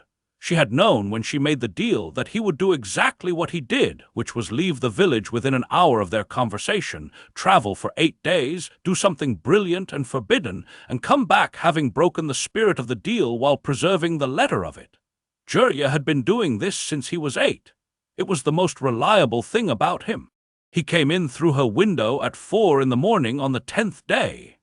She was not, by extraordinary coincidence, asleep. She was at her desk going over Sai's most recent report, which Sai had been very carefully writing in 2 layers, 1 layer for Danzo, 1 for her, and reading the gap between them was like reading a 3rd report by a 3rd writer she was starting to think she might actually like. She did not look up when the window opened. "You're early." "I'm late," Jiraiya said. "I should have done this on day 1. Get out of my window, use the door." "Tsunade." She looked up. He had not bathed in 8 days. His hair was tied back roughly with a strip of cloth that looked like it had been torn off a curtain. His robes were stiff with the white powder that she recognized after a long second as the dust from inside a sealed tomb. He was holding a scroll under one arm. The scroll was old. She did not need to see the seal on it to know which scroll it was. She had known, since the moment her grandmother's handwriting had stopped being steady on the last page of the other scroll, that there was a companion. She had not gone looking for it. She had hoped, in the small, cowardly part of her chest, that no one would. Jiraiya had clearly gone looking. "Where?" she said. "Uzashio. You went into Uzashio alone." "I went into Uzashio alone." "You broke 6 treaties, 2 seals my grandmother wrote, and at least 1 law I'm pretty sure I personally signed last year." "Yes." "And you found something." "Yes." He set the scroll on the desk between them. He did not unroll it.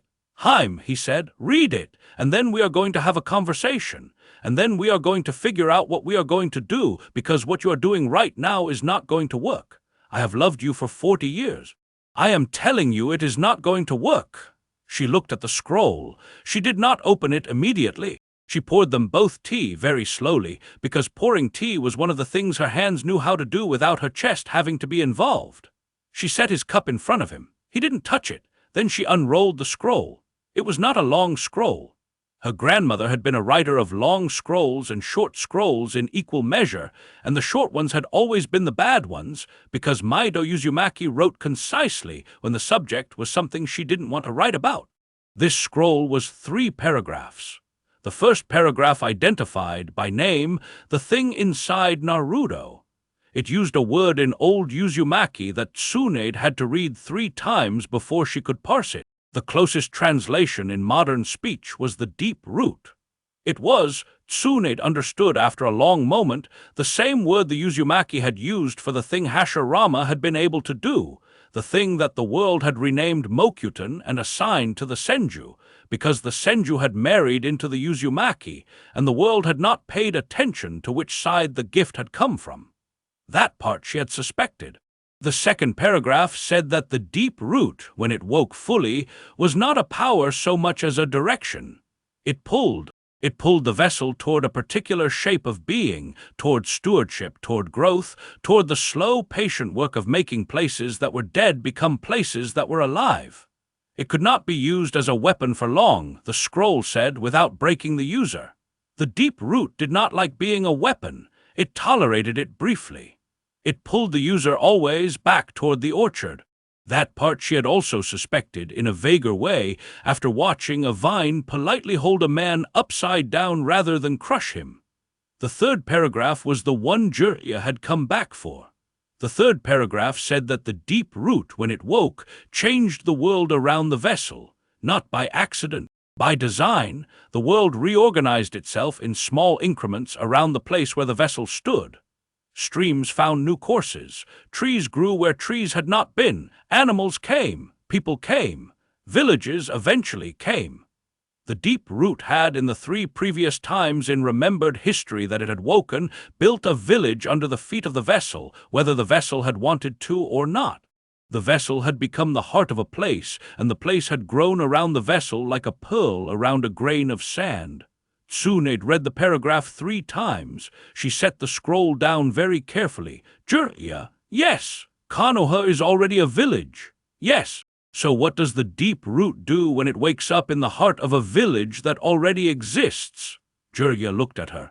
That, he said, is what I came back to talk to you about. They did not talk about it in her office. They walked. Jirya needed to walk, and Tsunade needed to not be sitting in the chair her grandfather had sat in.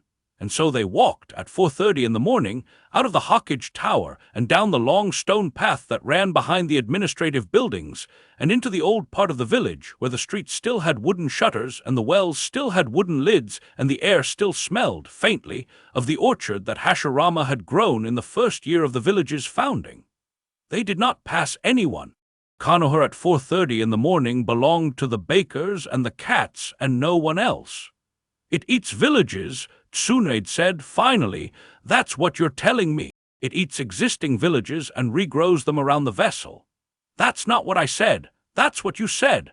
That's what you said. What I said is that it builds. It grew Uzashio. It grew the village before Uzashio. It grew the village before that. They were new villages on land that had been empty.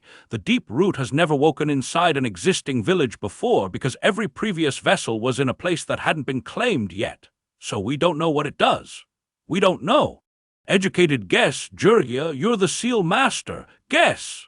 He was quiet for a long time. They turned a corner. There was a little shrine at the corner, the kind with a small stone fox and a bowl for offerings, and the bowl had, this morning, a tangerine in it that someone had peeled and reassembled, which was a kind of small village joke Tsunade had never quite understood. My guess, Jirya said, is that it doesn't know the difference. Meaning the deep root doesn't recognize Konoha as a village. It recognizes land that has a person on it. And the person it is currently inside is 12 years old and has spent 12 years being told by this village in 100 small ways that this village is not actually his. She stopped walking. Jirya, yeah. Are you telling me that the deep root is going to try to replace Konoha with something that belongs to Naruto? I'm telling you I don't know. I'm telling you it's possible. I'm telling you the kid has, by your own admission, grown a stream in the forest of death and a vine in the middle of a residential street, and that's at 9 days awake. I'm telling you that by 90 days awake, if my reading of the scroll is correct, the vine could be a wall. By 900 days, the wall could be a forest, and there are people in this village. He didn't say Danzo's name, he didn't have to, who, by the time the wall is a wall, will have decided to put the kid in the ground rather than find out what the forest looks like. She stood looking at the tangerine in the bowl. What do you want me to do? She said. I don't know. That's not good enough. I know it isn't. I came back because I didn't know. I came back because the only person in the world who has any business making this decision is the only person in the world who shouldn't have to make it alone. So I came back, to make it with you. She looked at him. 40 years of him, suddenly, all stacked up at once behind his face. The boy who had cried when he failed the Kunoichi exam by accident. The young man who had stood in the rain at her brother's grave because he hadn't known what else to do. The middle-aged man who had let her hit him in a bar in a country she couldn't remember the name of, hard enough to break his nose because she had needed to hit something and he had been there. The old man now, looking at her across a tangerine in a stone bowl in the village they had grown up in, telling her he wanted to make a decision with her that neither of them had any business making. "You're a good friend, Georgia," she said. "I'm an adequate friend. Don't bargain me down, you're a good friend. Take the compliment. I will take the compliment when this is over." "Fair," they walked on. "The kid knows something is up," she said. "He told me last week that we should stop trying to hide it. He's right. He's 12.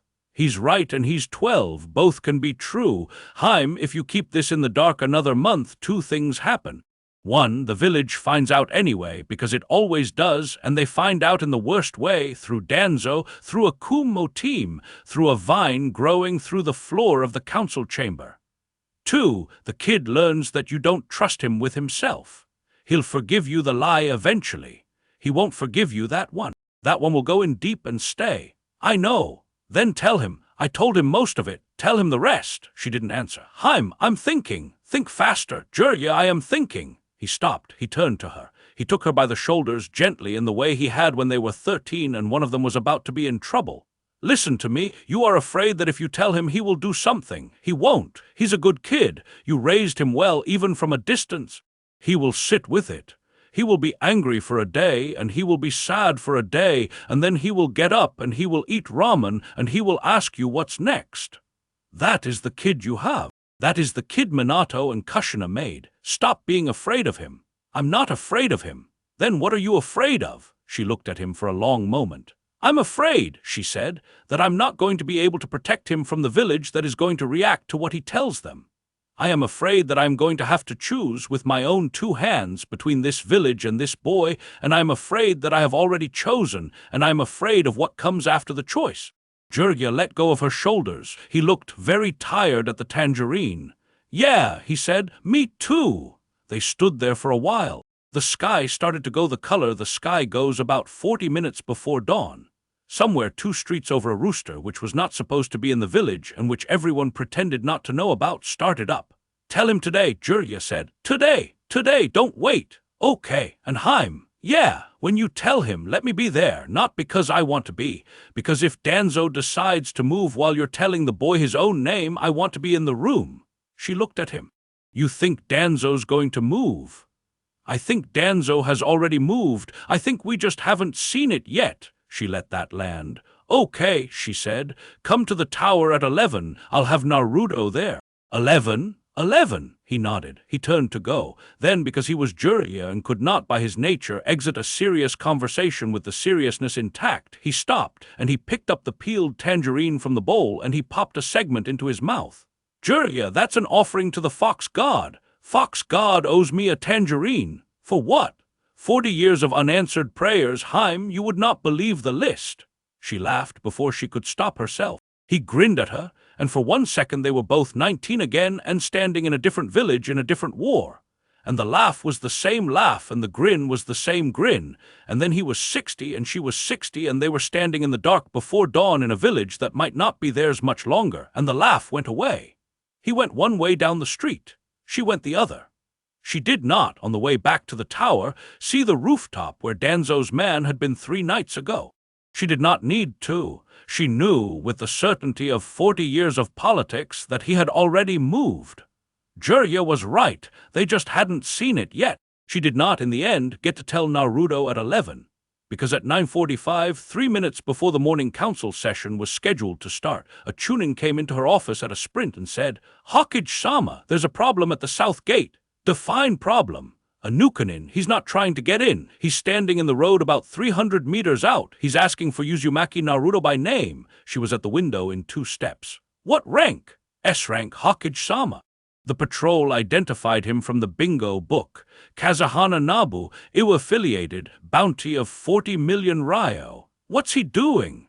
"He's just standing there. He's got a—" The Chunin swallowed. "He's got a body on the ground next to him. He says it's a message." "Whose body?" The Chunin hesitated. "He says it's the second Kumo team we missed." Tsunade was already pulling on her coat. "Where's Naruto right now?" Training ground 3 with Hatake-san and get him to the south gate. Tell him do not engage until I get there. Get Jirya. He's somewhere in the village. Find him, I don't care how. Tell Shizune to lock the Hawkage Tower and put a level 3 seal on the council chamber. I don't want Danzo making any decisions while my back is turned. Go! The Chunin went. She went out the window. Kazuhana Nabu was not, as it happened, especially impressive to look at. He was a thin, tired-looking man in his 40s, wearing a road-stained traveling cloak and a Hittite with a horizontal slash through the Iwa symbol.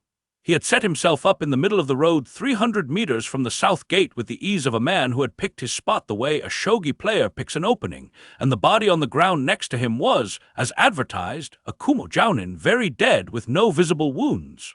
That was probably the most concerning detail. Wounds you could account for. The absence of wounds meant Nabu's specialty did not require touching you. Tsunade landed on the gatehouse roof at 10:01. Kakashi was already there, with Naruto behind him.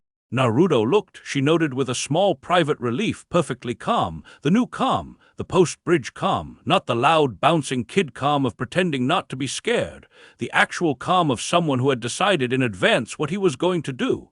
Status, she said. He hasn't moved, Kakashi said. He's been standing there about 20 minutes. He has not made a single hand sign. He has not drawn a weapon. The patrol has tried to talk to him twice, and he has, both times, repeated the same sentence. Which is, I'm here to talk to the Uzumaki boy. I'm not going to hurt him. If anyone else approaches, I'm going to start killing people in the village. Send the boy out alone or send the Hawkage out with him. She looked at Kakashi. Sensor reading. He's high Jounin at minimum, probably S his chakra is. Kakashi paused. Weird, it's banded, like he's running 2 systems in parallel. I haven't seen that before. Naruto. Yeah, Bachan, you're not going out there alone. Okay, you're going out there with me. Okay. You're going to stand behind me. You are going to do exactly what I tell you. If at any point I say down, you go down. If I say back, you go back. If I say run, you do not argue with me, you run. Are we clear? Yeah, good, Bachan. What? He's not here to kill me. How do you know? Naruto looked just briefly at the man in the road. Then he looked at her. Because if he was, the body next to him would be someone from the village. He's showing us he can kill Jounin from outside our walls. He's not threatening me. He's advertising. Kakashi's eye behind her did a small, slow blink. Tsunade said, when did you learn to read people like that? 11 days ago, Bachan. Of course. Stupid question. Let's go. They jumped down off the gate. They walked, the two of them, down the long stretch of empty road. The village was very quiet behind them. The trees on the road, she noticed without looking, leaned faintly in toward Naruto as they passed, the way grass leans toward a magnet. He did not look at them. He had been very, very disciplined about not looking at them. Kazuhana Nabu watched them come. He did not move. When they were 10 meters away, he raised a hand in the universal gesture of that's close enough, and they stopped. Hawkage-sama, he said with a small civil bow. Boy, Nabu, Tsunade said, you know my name. You're in my book. I'm flattered. Don't be, the book is large. He smiled. It was a tired smile. Up close he looked even more tired than he had from the gate, the kind of tiredness that wasn't fixed by sleep, the kind that came from carrying something for too long. I'm here, he said, to make you an offer. I'm here to do it in person because I didn't trust a letter to arrive. I'm here standing in the road instead of inside the village because I am, as you may have noticed, not welcome in the village. I am going to speak for about 2 minutes. After 2 minutes I am going to leave. I am going to do this without making a single hand sign or drawing a single weapon because I am asking you, Hawkage-sama, to do me the same courtesy. Are we agreed? 2 minutes, Tsunade said. 2 minutes. He looked at Naruto. Boy, I served under your mother. Naruto's breath caught. Tsunade went very, very still. I served under Uzumaki Kushina during the Third War, Nabu said, for 4 months. She was a Kanoichi attached to a joint Konoha task force in the Land of Rain. I was an Iwa shinobi seconded to a parallel team. We worked the same village. We did not technically get along. She broke my nose twice. She also, on one occasion, dug a bullet out of my shoulder with a kunai and a bottle of cheap sake because the medic was dead. I have been alive for 26 years since that day on her account. She made me promise before the war ended that if I ever heard that her bloodline had reactivated in a child, I would come and warn the child of 3 things. I am here 26 years later to honor that promise. May I tell you the 3 things? Tsunade's hand was on Naruto's shoulder. She had not put it there consciously. She removed it slowly because Naruto was rigid under her hand and her grip was making it worse. "Tell him," she said. Nabu nodded. 1, he said. "Kumo has known for 9 days. You have already met one of their teams. There will be more. They are not the most dangerous people who will come. The most dangerous people who will come are from inside your own walls. Your mother told me 26 years ago that if her bloodline ever woke in a child, the village would split in half over what to do with that child. She made me promise to warn the child not to trust the half that calls itself practical. I am warning you now." Naruto did not say anything.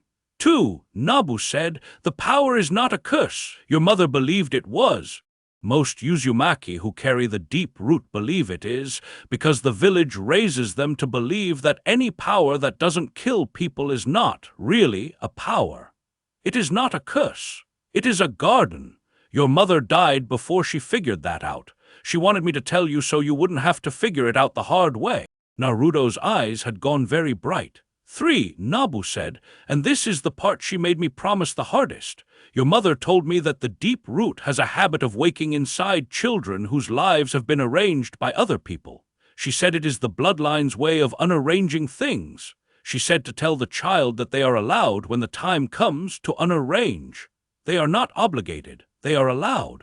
She said. He paused, and the tiredness in his face deepened into something else for a moment. She said that if no one had ever told the child that they were allowed, then she wanted me to be the one to tell them. "So I'm telling you, you're allowed." There was a long silence. Naruto very quietly said, "What was she like?" Nabu blinked. "What? My mom, what was she like?" Nabu looked at him. He looked at Tsunade. He looked back at Naruto. "She was loud," he said. "She was always hungry. She had a temper that would melt steel. She laughed at her own jokes before she finished telling them.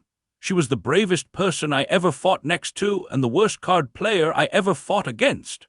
She loved your father in a way that made the rest of us frankly jealous. She would have been a terrible diplomat and a magnificent grandmother. She talked about you before you were born more than any expectant mother I have ever met. She had names picked out. Naruto was hers. Your father wanted Yoshi. He lost the argument by a wide margin." Naruto made a small sound. Tsunade put her hand back on his shoulder. "That's 3 things," Nabu said, "and a 4th on the house. Thank you, boy, for existing. I owed your mother a debt and I have just discharged it, and I am, after 26 years, a free man for the first time. Whatever happens next in your village, I hope it goes the way she would have wanted, and not the way the practical people want. Hokage-sama." He bowed to Tsunade. He turned around. He started walking down the road, away from the village, in the unhurried gait of a man who had finished an errand. After about 30 paces, without turning around, he raised a hand in a half-wave and called back, "The body! Burn it! The Kumo team that's still out there will read the smoke." Then he was gone over the next rise. They walked back to the village in silence. Naruto did not cry. He had not cried at the bridge. He had not cried about the breeding. He did not cry now.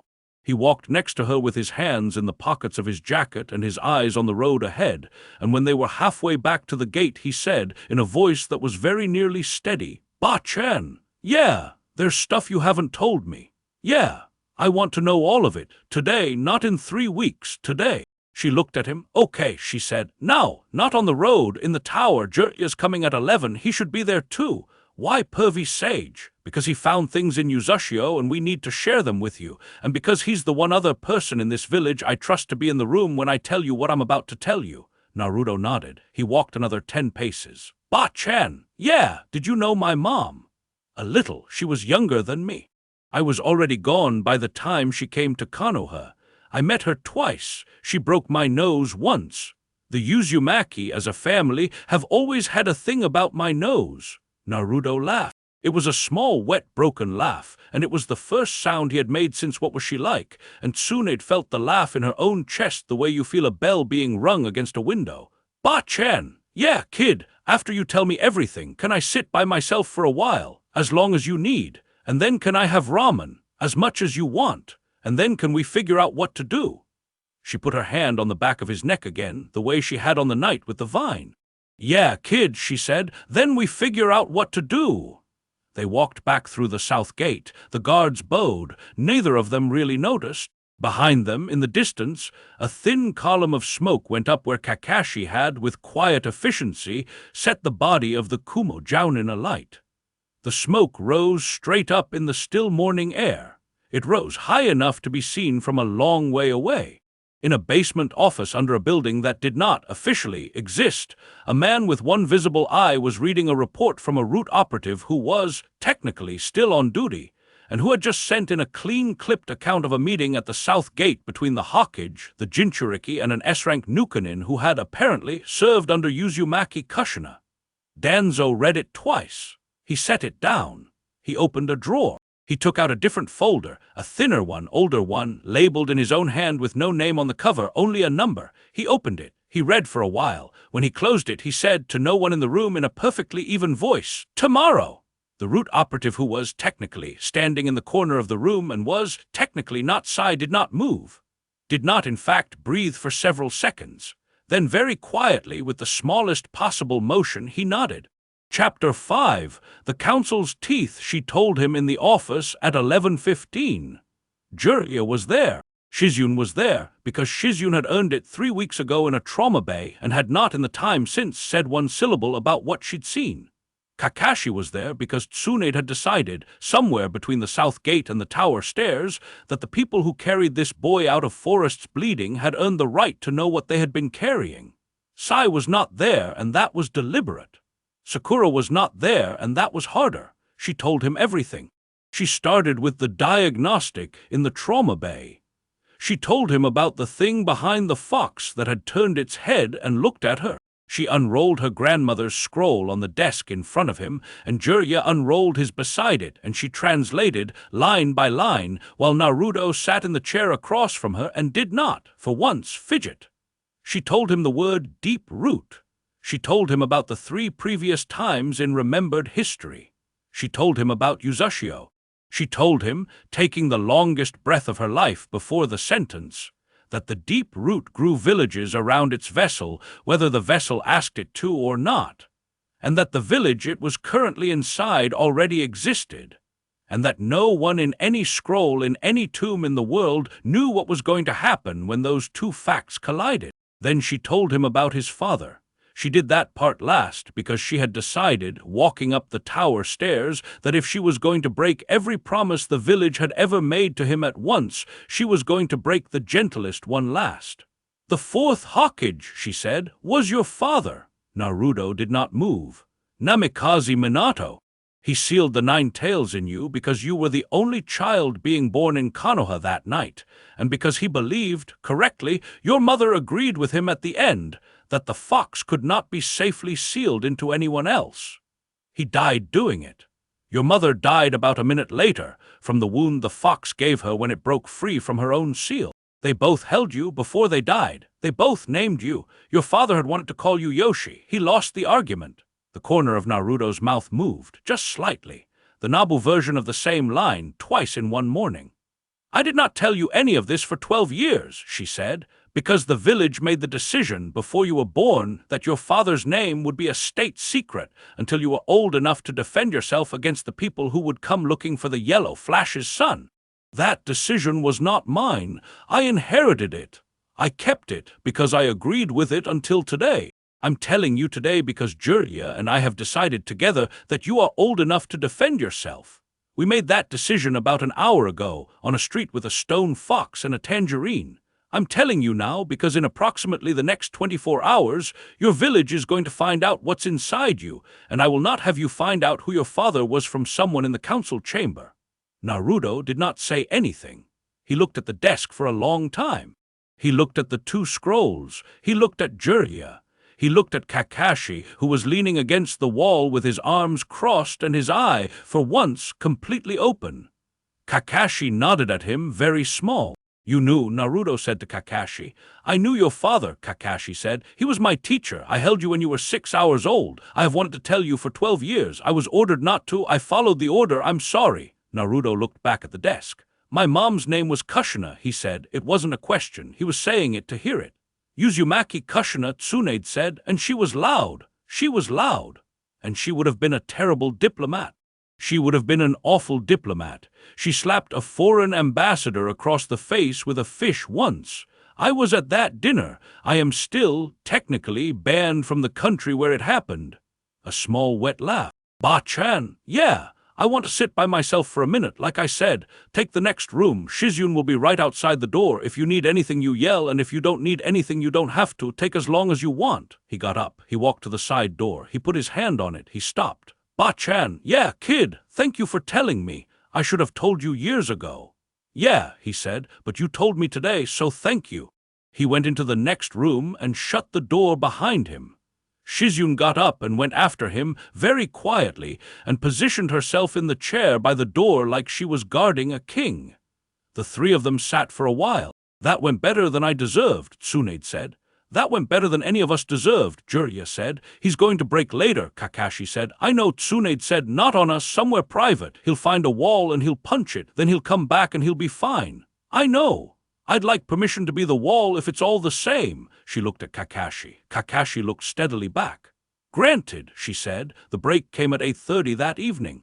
It did not come the way Kakashi had expected. There was no wall. There was no punching.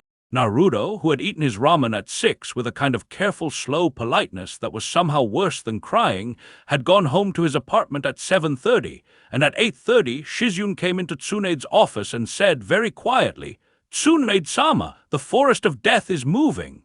Tsunade was out of the window before Shizune finished the sentence. It wasn't moving violently. That was the strange part. It was moving patiently. The tree line at the eastern edge of the forest had advanced approximately 40 meters into the abandoned training fields beyond it, and at the rate it was advancing, which was about 2 meters a minute, slow enough to watch with the naked eye if you stood still, it would, by sunrise, have crossed the road into the residential district. She found him at the edge of the canopy, sitting on a fallen log with his hands open in his lap.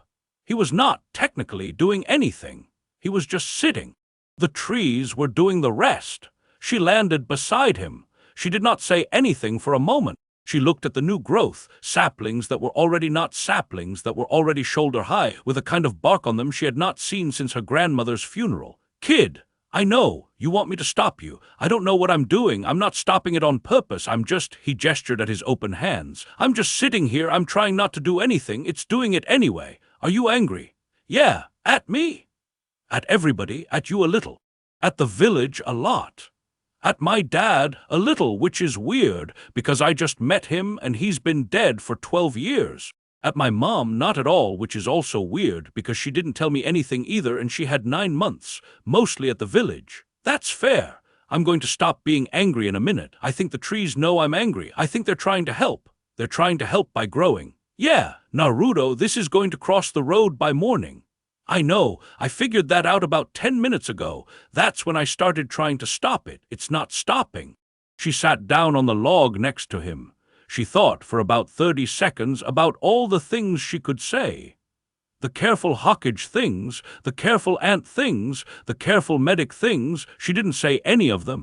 Move over, she said. He moved over. She sat closer. She put one arm around his shoulders. He was very stiff for a second, and then he wasn't, and he tipped sideways and put his forehead against her collarbone and breathed in the particular shuddering way that people breathe when they are not crying because they are not, technically, allowing themselves to.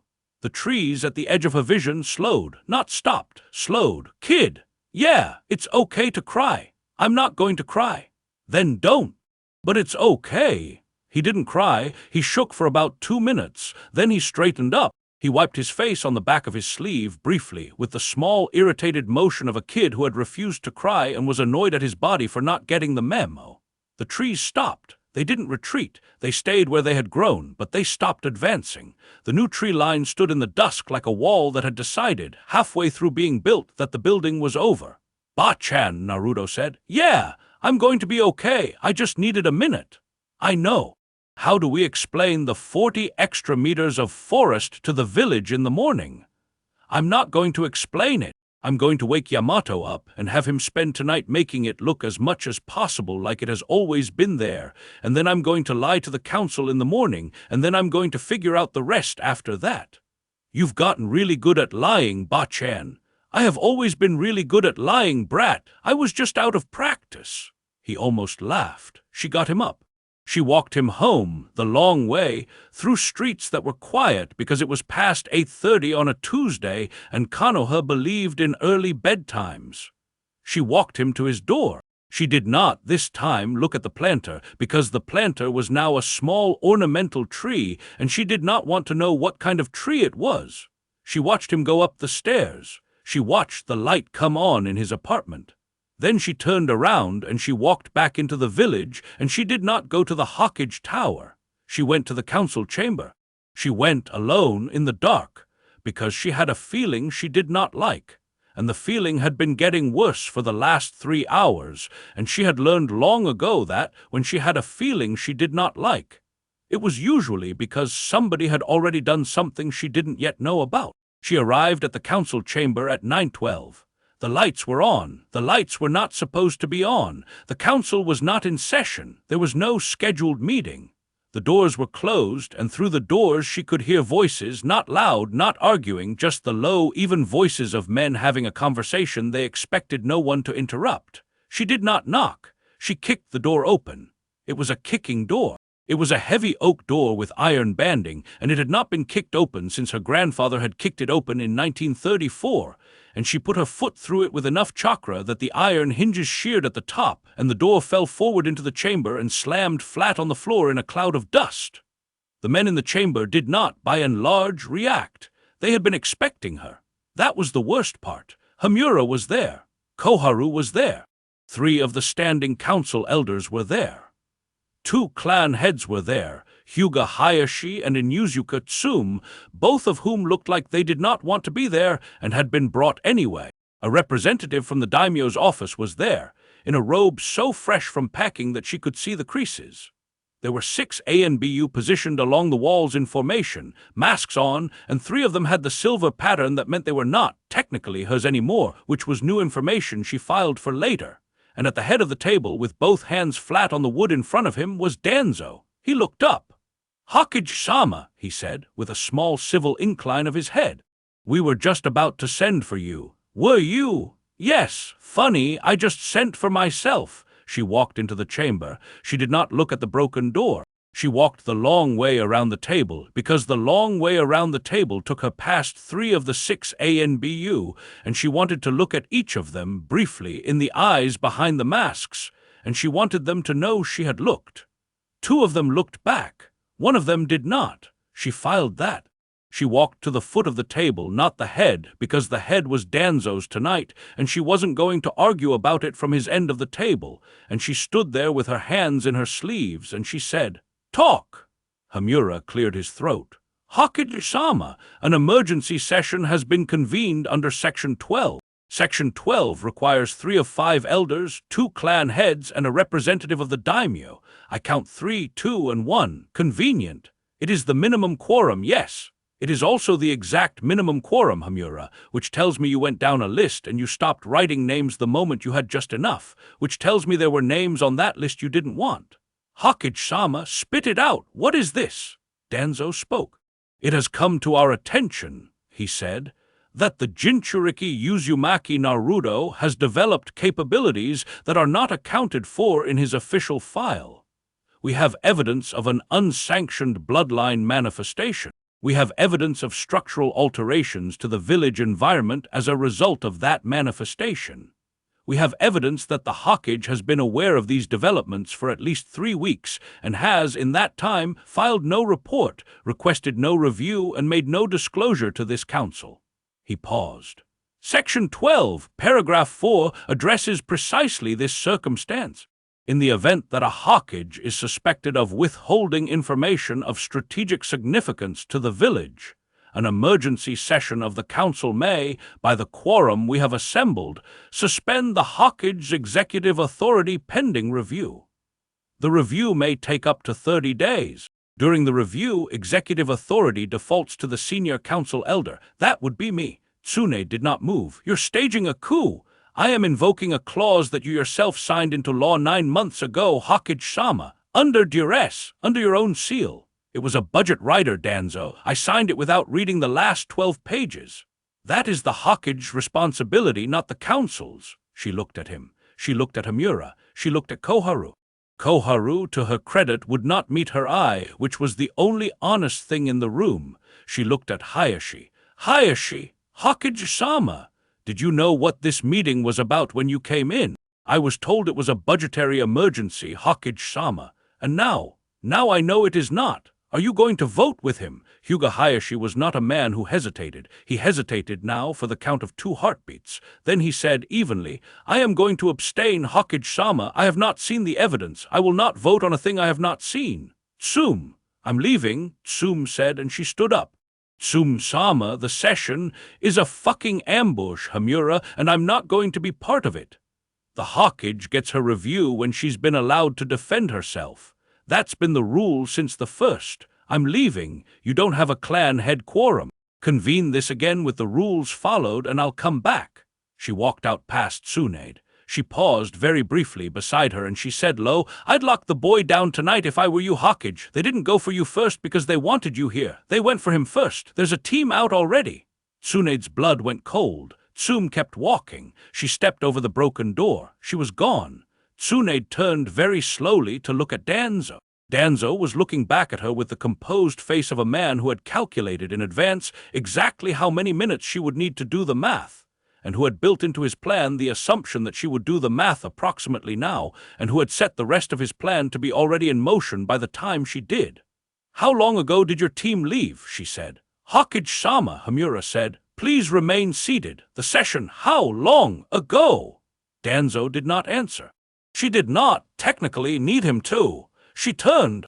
She went out the broken doorway at a speed that the 3 root-aligned A and BU in the chamber were not expecting, and one of them moved to intercept her, just one, the others having either better instincts or worse loyalty, and she put her elbow through his sternum without slowing down, and he hit the wall hard enough that the wall cracked. She was out of the building and into the street, and going at full Sannin sprint toward Naruto's apartment in under 5 seconds.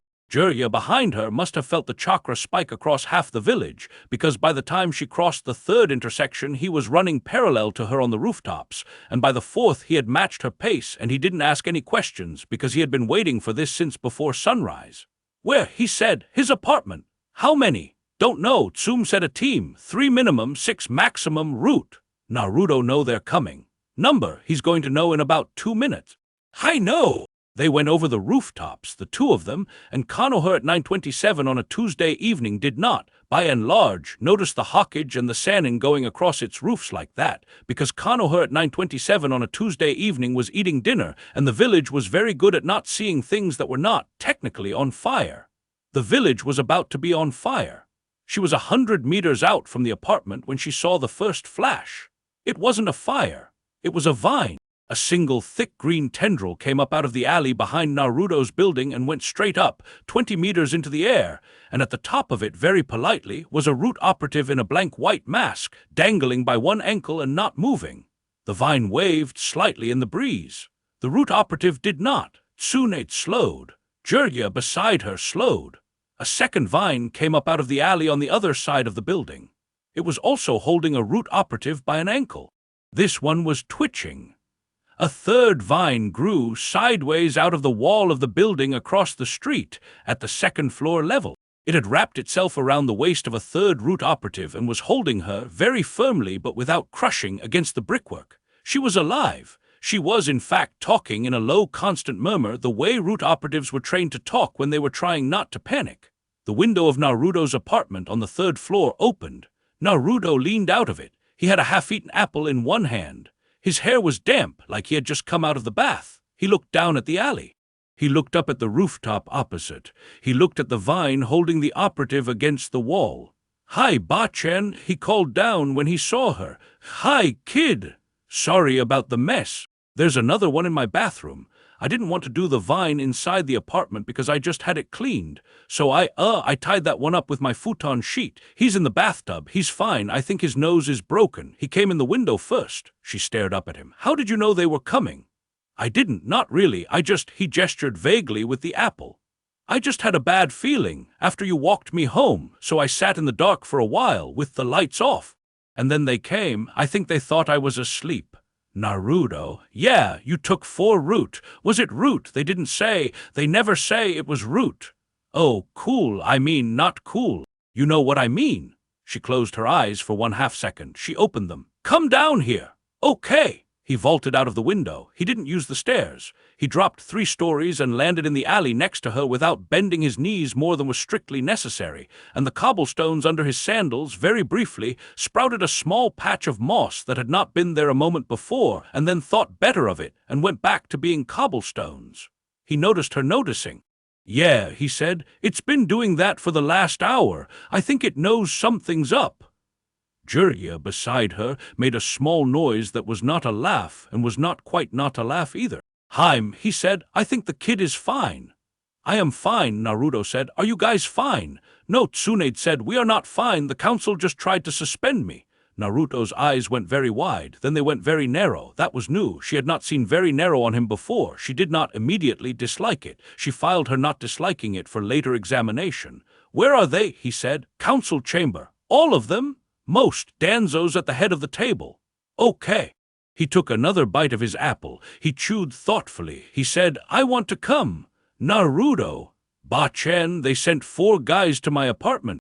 They sent 4 guys to my apartment to grab a 12-year-old in his pajamas, and they did it while you were in the room with them, and I think they wanted you to know about it after, because they wanted you to come yell at them when they had me already. They thought they were going to have me already. They don't, so now you're going to go back there, and I want to come." "Naruto, this is a political problem, it's a me problem, Ba-chan. They made it a me problem when they came in my window. I'm coming. You can come with me, or you can come after me, but I'm coming." She looked at him. She looked at Jiraiya. Jiraiya very faintly shrugged. It was the shrug of a man who had been telling her for 9 days that the boy was old enough.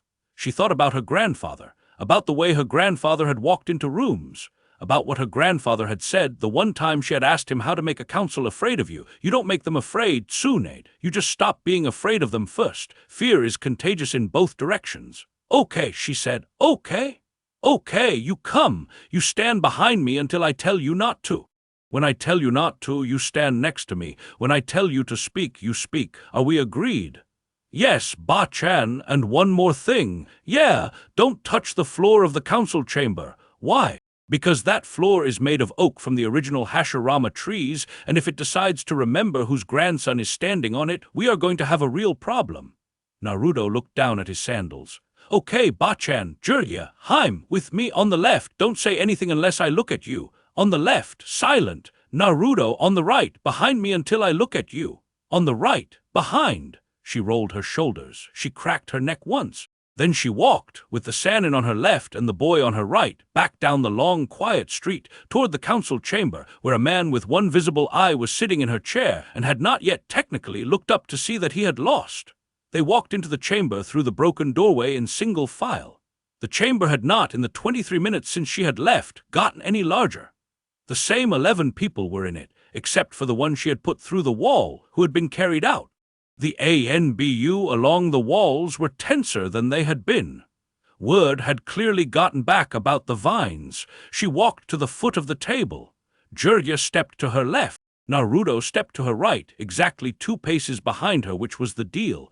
Danzo looked up. His eye just once flickered to Naruto, then back to her. "Hokage-sama, you return. I return. The boy is here. The boy is here because 4 of your operatives went in his window. I have no operatives. You have no operatives, Danzo, in exactly the way that I have no temper. Let's start the meeting again."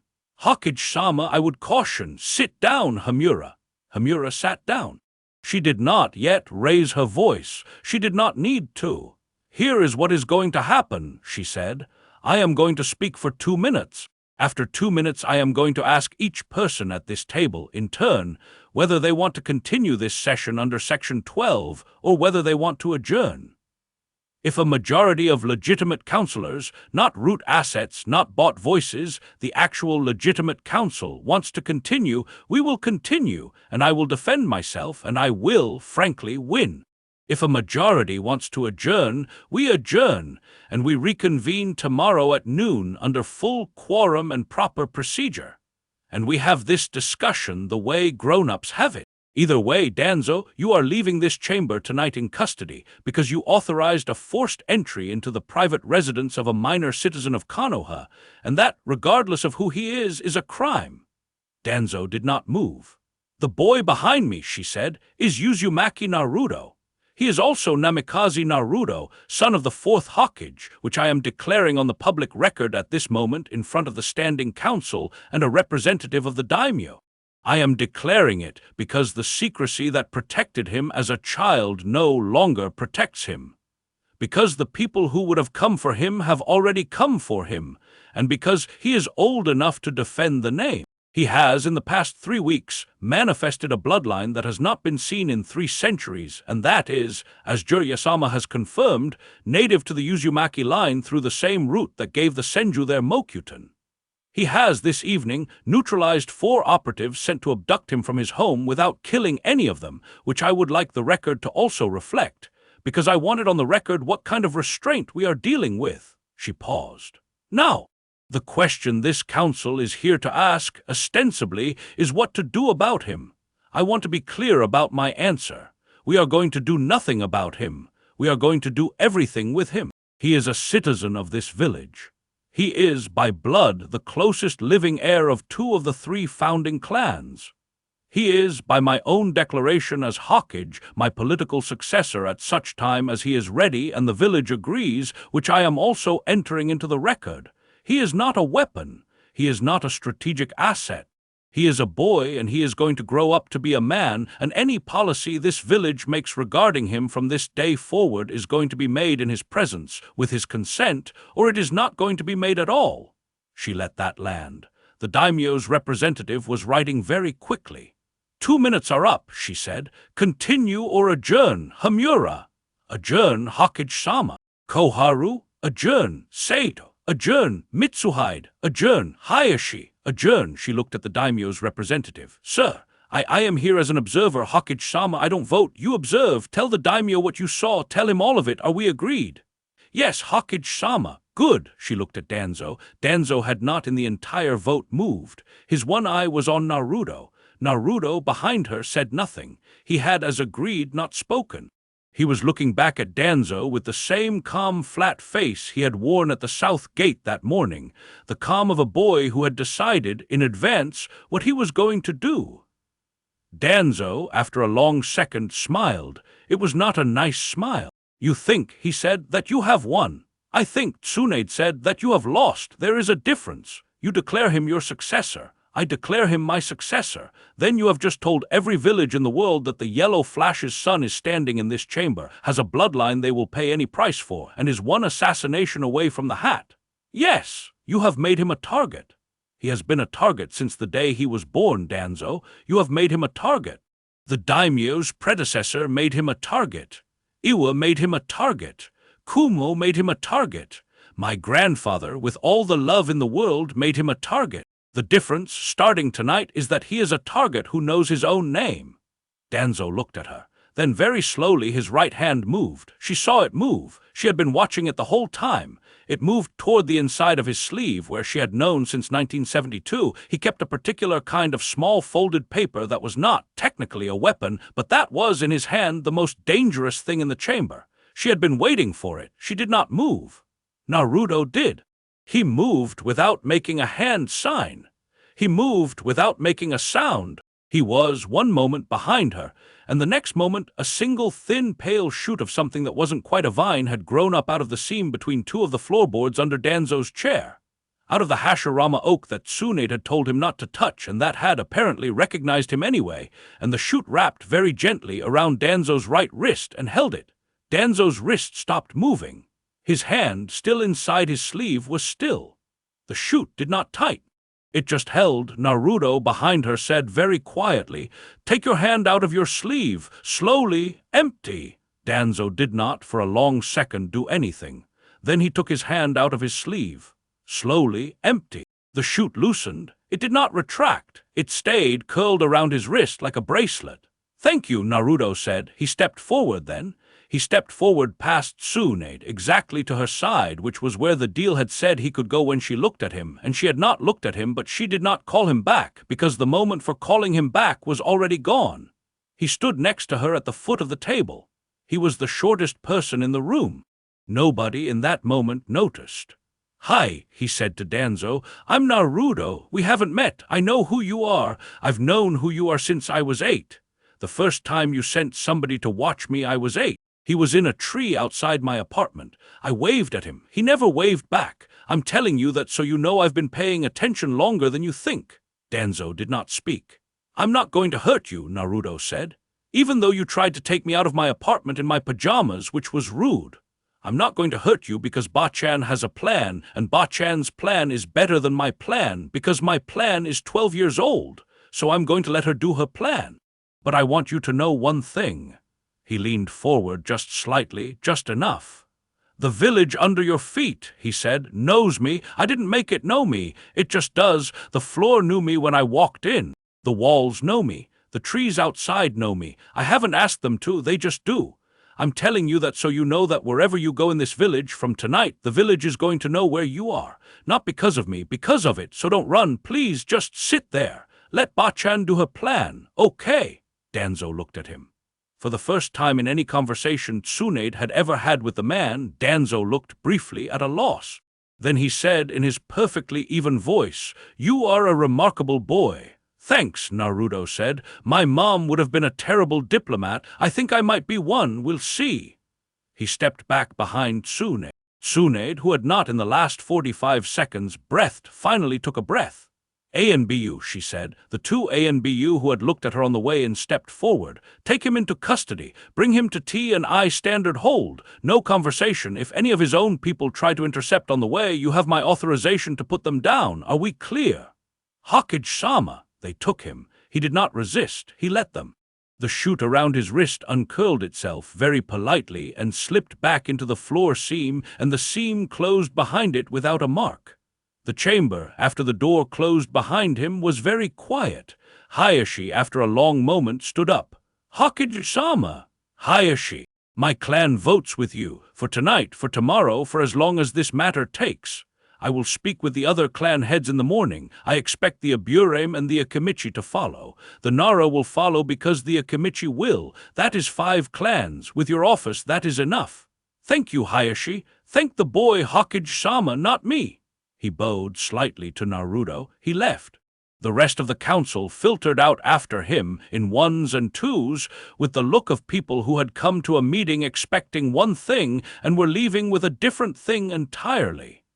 The daimyo's representative left last, still writing. Eventually, it was just the 3 of them. Tsunade sat down, finally, in the Hokage's chair at the head of the table, which Danzo had vacated, and which, she noticed with a small private satisfaction, was still warm. She put her face in her hands. "Ba-chan! Yeah, kid, did I do okay? You did okay. I broke the rule about the floor. I know. Are you mad? Number okay." A pause. "Ba-chan, yeah, can we go home?" "Yeah, kid, we can go home." She got up. She walked over to him. She put her hand briefly on the top of his head, the way her grandfather had used to put his hand on top of hers, and she said, "You were good in there. You were really good. Your dad would have been proud of you. Your mom would have hit somebody and then been proud of you, which is the higher form of pride in the Uzumaki tradition." He laughed. It was a real laugh this time. Loud, ragged, a little wet at the edges. Jiraiya, by the door, was smiling. The 3 of them walked out of the council chamber together, over the broken door, into the quiet village, where the trees in the eastern forest had stopped advancing 40 meters short of the road, and a vine in a residential alley was, very politely, lowering an unconscious root operative back to the ground, and a small ornamental tree outside an apartment in a small unfashionable district was, in the dark, putting out its first cautious flower. Far away, in a holding cell at T&I, Danzo sat with his hands in his lap and the bracelet of a thin, pale shoot that wasn't quite a vine wrapped, still around his wrist, where Naruto had left it, where it had stayed when the boy walked away, because the village under their feet had recognized whose grandson had walked into the chamber, and had decided in its slow, patient way that there were some prisoners it preferred to keep an eye on itself. Chapter 6. The shape of what comes next. Danzo was dead by morning. Not by Naruto's hand, not by Tsunade's hand, not, technically, by anyone's hand at all, which was the part that took the T&I people the longest to explain. The shoot around his wrist had stayed where Naruto had left it. The T&I officers, following standard protocol, had tried to remove it. They had used a kunai. The kunai had not cut it. They had used a chakra scalpel. The chakra scalpel had passed through it without resistance and had not somehow severed it. They had eventually given up and decided that a man in a holding cell with a leafy bracelet was a problem they could deal with in the morning, and they had locked him in and gone home. Sometime between 2 and 4 in the morning, Danzo had, according to the cell's seal log, attempted to activate a jutsu. The cell's seal log did not record which jutsu. The cell's seal log recorded that approximately 1 second after the attempt began, the shoot around his wrist had moved very gently up his arm across his collarbone and around his throat. It had not by any forensic measure choked him. There were no marks on his neck.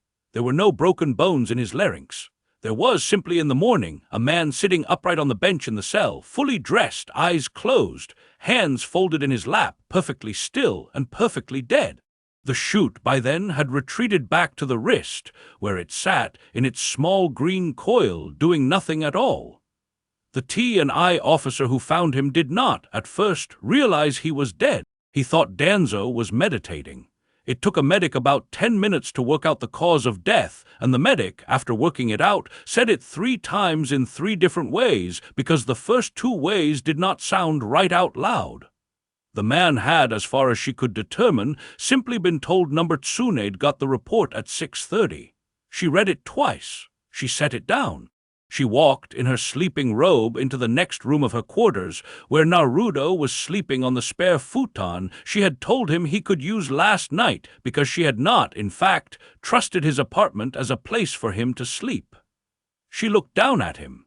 He was sprawled on his back with his mouth open. There was drool. There was on his cheek a small green leaf that did not match any of her houseplants and that had not, in any verifiable way, gotten into the room.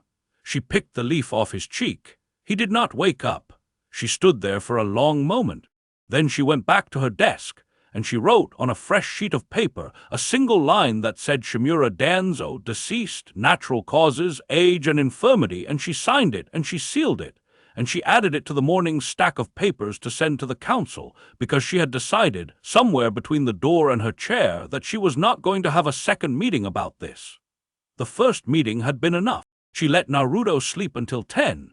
The village did not immediately fall apart. That was the surprise. She had been braced for a fall apart. She had been braced for riots in the merchant quarter, panicked emigration in the civilian districts, mutiny in the ANBU Corps, declarations from 1 or more foreign villages, and at least 1 assassination attempt before lunch. She got none of those. She got, instead, a village that was, by approximately 11 in the morning, talking.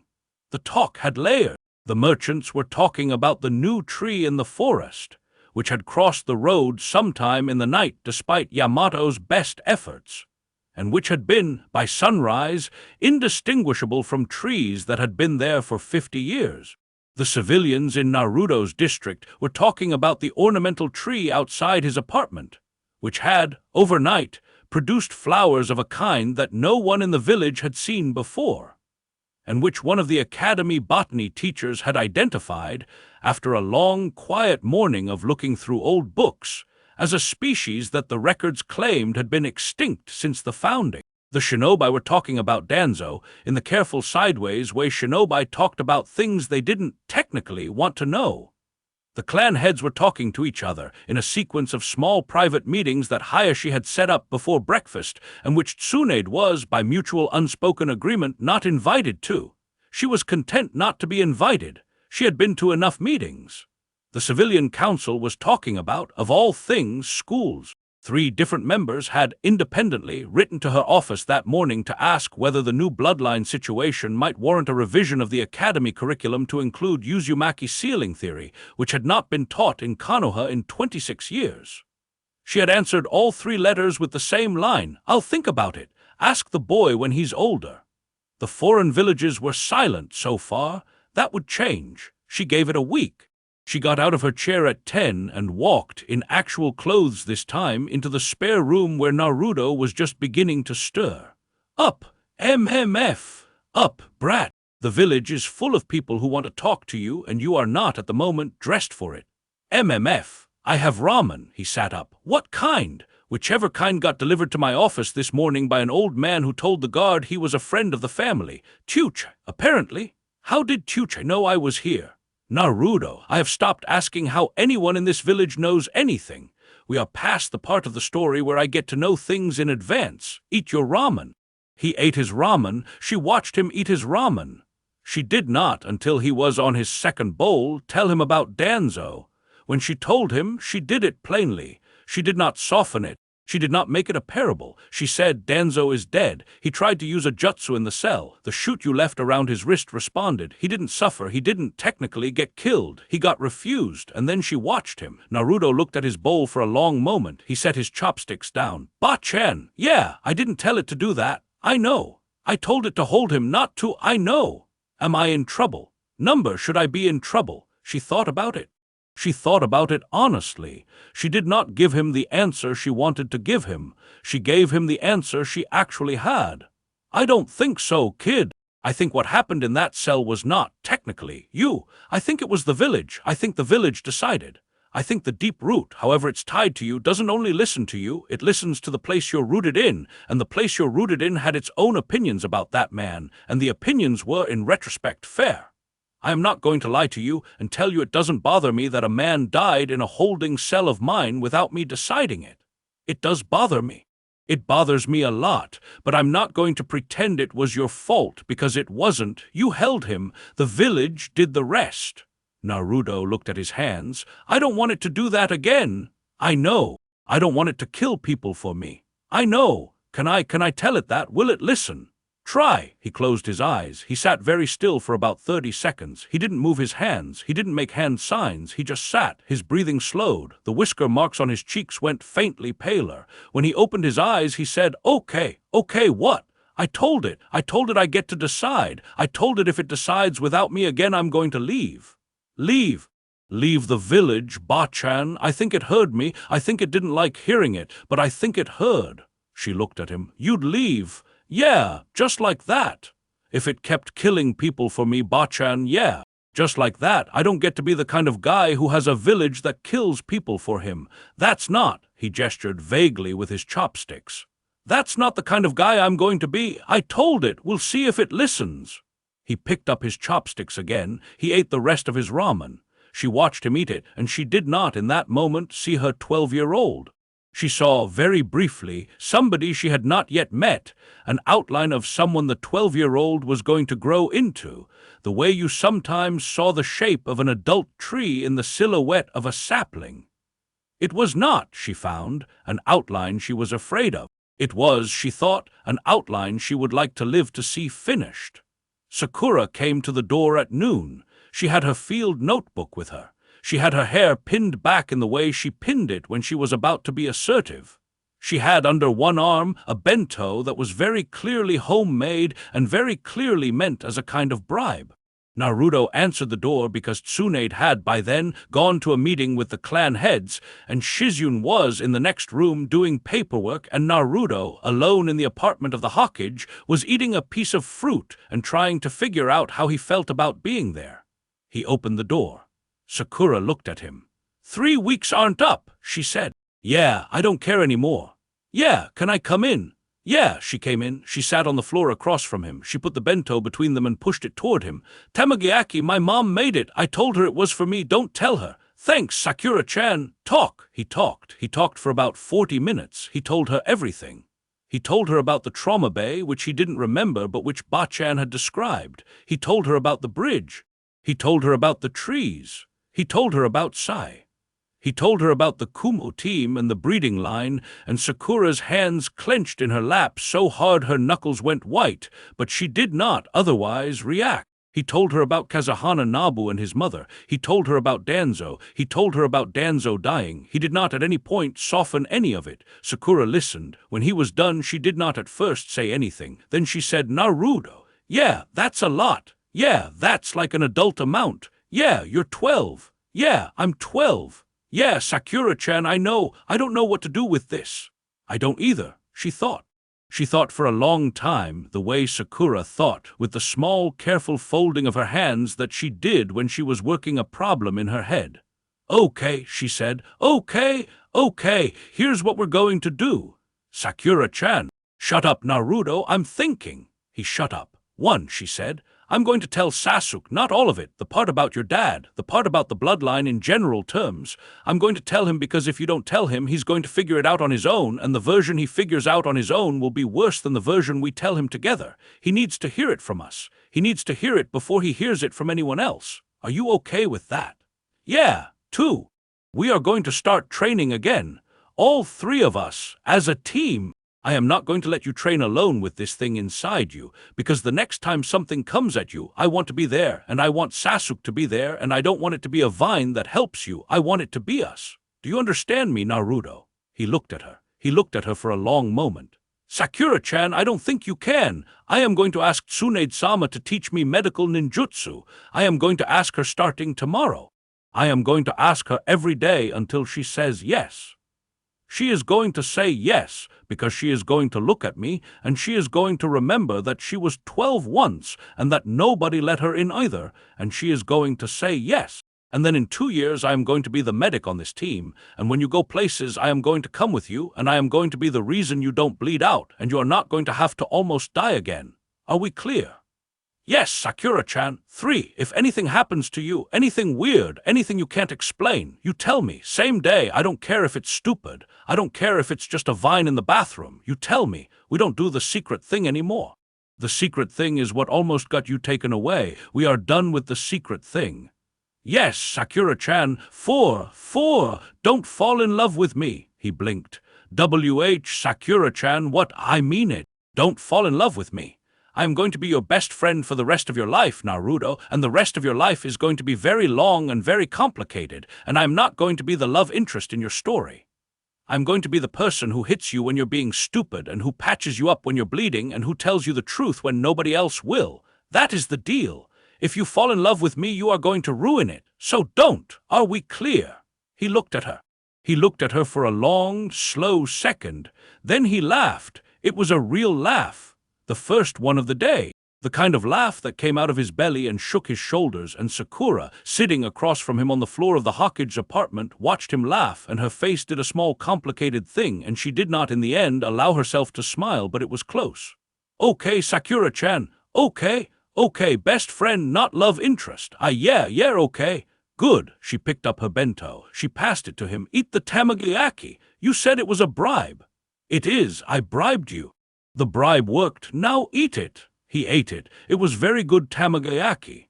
Sasuke took it about how Sasuke took everything, which was to say badly at first and well by the end. Sakura did the telling. Naruto sat on the bench beside her at training ground 3 at 4 in the afternoon and let her do it, because they had agreed in advance that Sakura was better at telling Sasuke things than Naruto was at telling Sasuke things, and that this was, in particular, a thing where the telling mattered. Sasuke listened with his arms crossed. He didn't interrupt. He didn't look at either of them.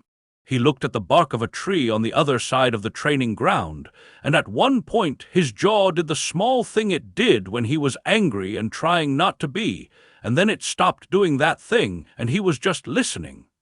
When Sakura was done, Sasuke didn't speak for a long minute. Then he said, "Your dad was the 4th. Yeah, that's," he stopped. He started again. "That makes my father's friendship with him make more sense. I have a few letters. I have not read them recently. I'll read them. I'll tell you what's in them." Naruto looked at him. "Sasuke, what? You're being weirdly nice." "I am not being nice. I am being efficient. There is a difference." "Yeah, okay. Naruto, yeah, the thing inside you. Yeah, is it stronger than my Sharingan?" There was a pause. "Sasuke," Sakura said in a warning voice. "It is a fair question, Sakura. I want to know where I stand." "Sasuke, I swear to God." "It's okay, Sakura-chan." Naruto looked at his teammate. Yes, Sasuke's eye twitched. You don't even know what it does yet. Yeah, but yes. How do you know? I just know. That's not an answer. It's the answer I have. Sasuke looked at him, then slowly Sasuke smiled. It was a small, sharp, recognizable smile. It was the smile Sasuke smiled when he had been told there was something hard to do that nobody else could do. Good, Sasuke said. Good, good. I was getting bored. If you'd said no, I was going to be disappointed in you. Sasuke, are you flirting with me? I am threatening you, Naruto. Those are different things. They are sort of similar. Both of you stop talking, Sakura said, and she stood up. We have work to do. Sasuke, you are going to come at me with a cat and lo. Naruto, you are going to do nothing. You are going to sit on that bench and you are going to watch. The next time the vine wants to do something for you, you are going to let me do it instead. We are training me to be the vine. Are we clear? Yes, Sakura-chan. Yes, Sakura. She rolled her eyes. She walked to her mark. Sasuke walked to his. Naruto sat on the bench. A small green shoot, very faintly, started to come up between his sandals. He looked at it. Hey, he said quietly. Number Sakura-chan's got it. Go back. The shoot, after a small thoughtful second, went back. He grinned. He didn't mean to grin. He grinned anyway. The training began. Jirya left 2 weeks later. He left in the middle of the night the way he always left, with a note on her desk that said, I'm going to go tell the world the truth about what's in him before the world makes up its own version. Don't follow me. I'll be back when I'm back. Love, the toad. The note was held down by a tangerine. She read it twice. She did not, in the end, follow him. She did, however, eat the tangerine. Naruto did not, in the months that followed, become the Hokage. He was 12. There was a long way to go. He spent most of his time in the training fields, with Kakashi and with Sakura and with Sasuke, and he spent some of his time in her office, learning, slowly, the kind of administrative things she had decided he was eventually going to need to know. He hated the administrative parts. He pretended not to hate them. He learned them anyway. Sai came to the office 3 weeks after Danzo's death and asked formally to be reassigned to Team 7. She said yes. He took the assignment, as silently as he took everything. But he came back an hour later with the request for reassignment paperwork filled out in his very neat hand, and at the bottom of it, in the space marked additional notes, optional, he had drawn in 4 perfect strokes a frog.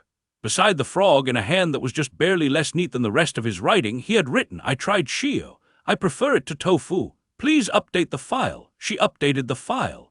The forest of death stopped at the road. It did not in the months that followed cross. The trees at the new edge stood patiently in their new place, growing in the slow, ordinary way trees grew, and the stream Naruto had not meant to make ran clear and cold and got, eventually, named by a Chunin cartographer who didn't know who'd made it and who called it, for reasons of his own, the Late-Born River.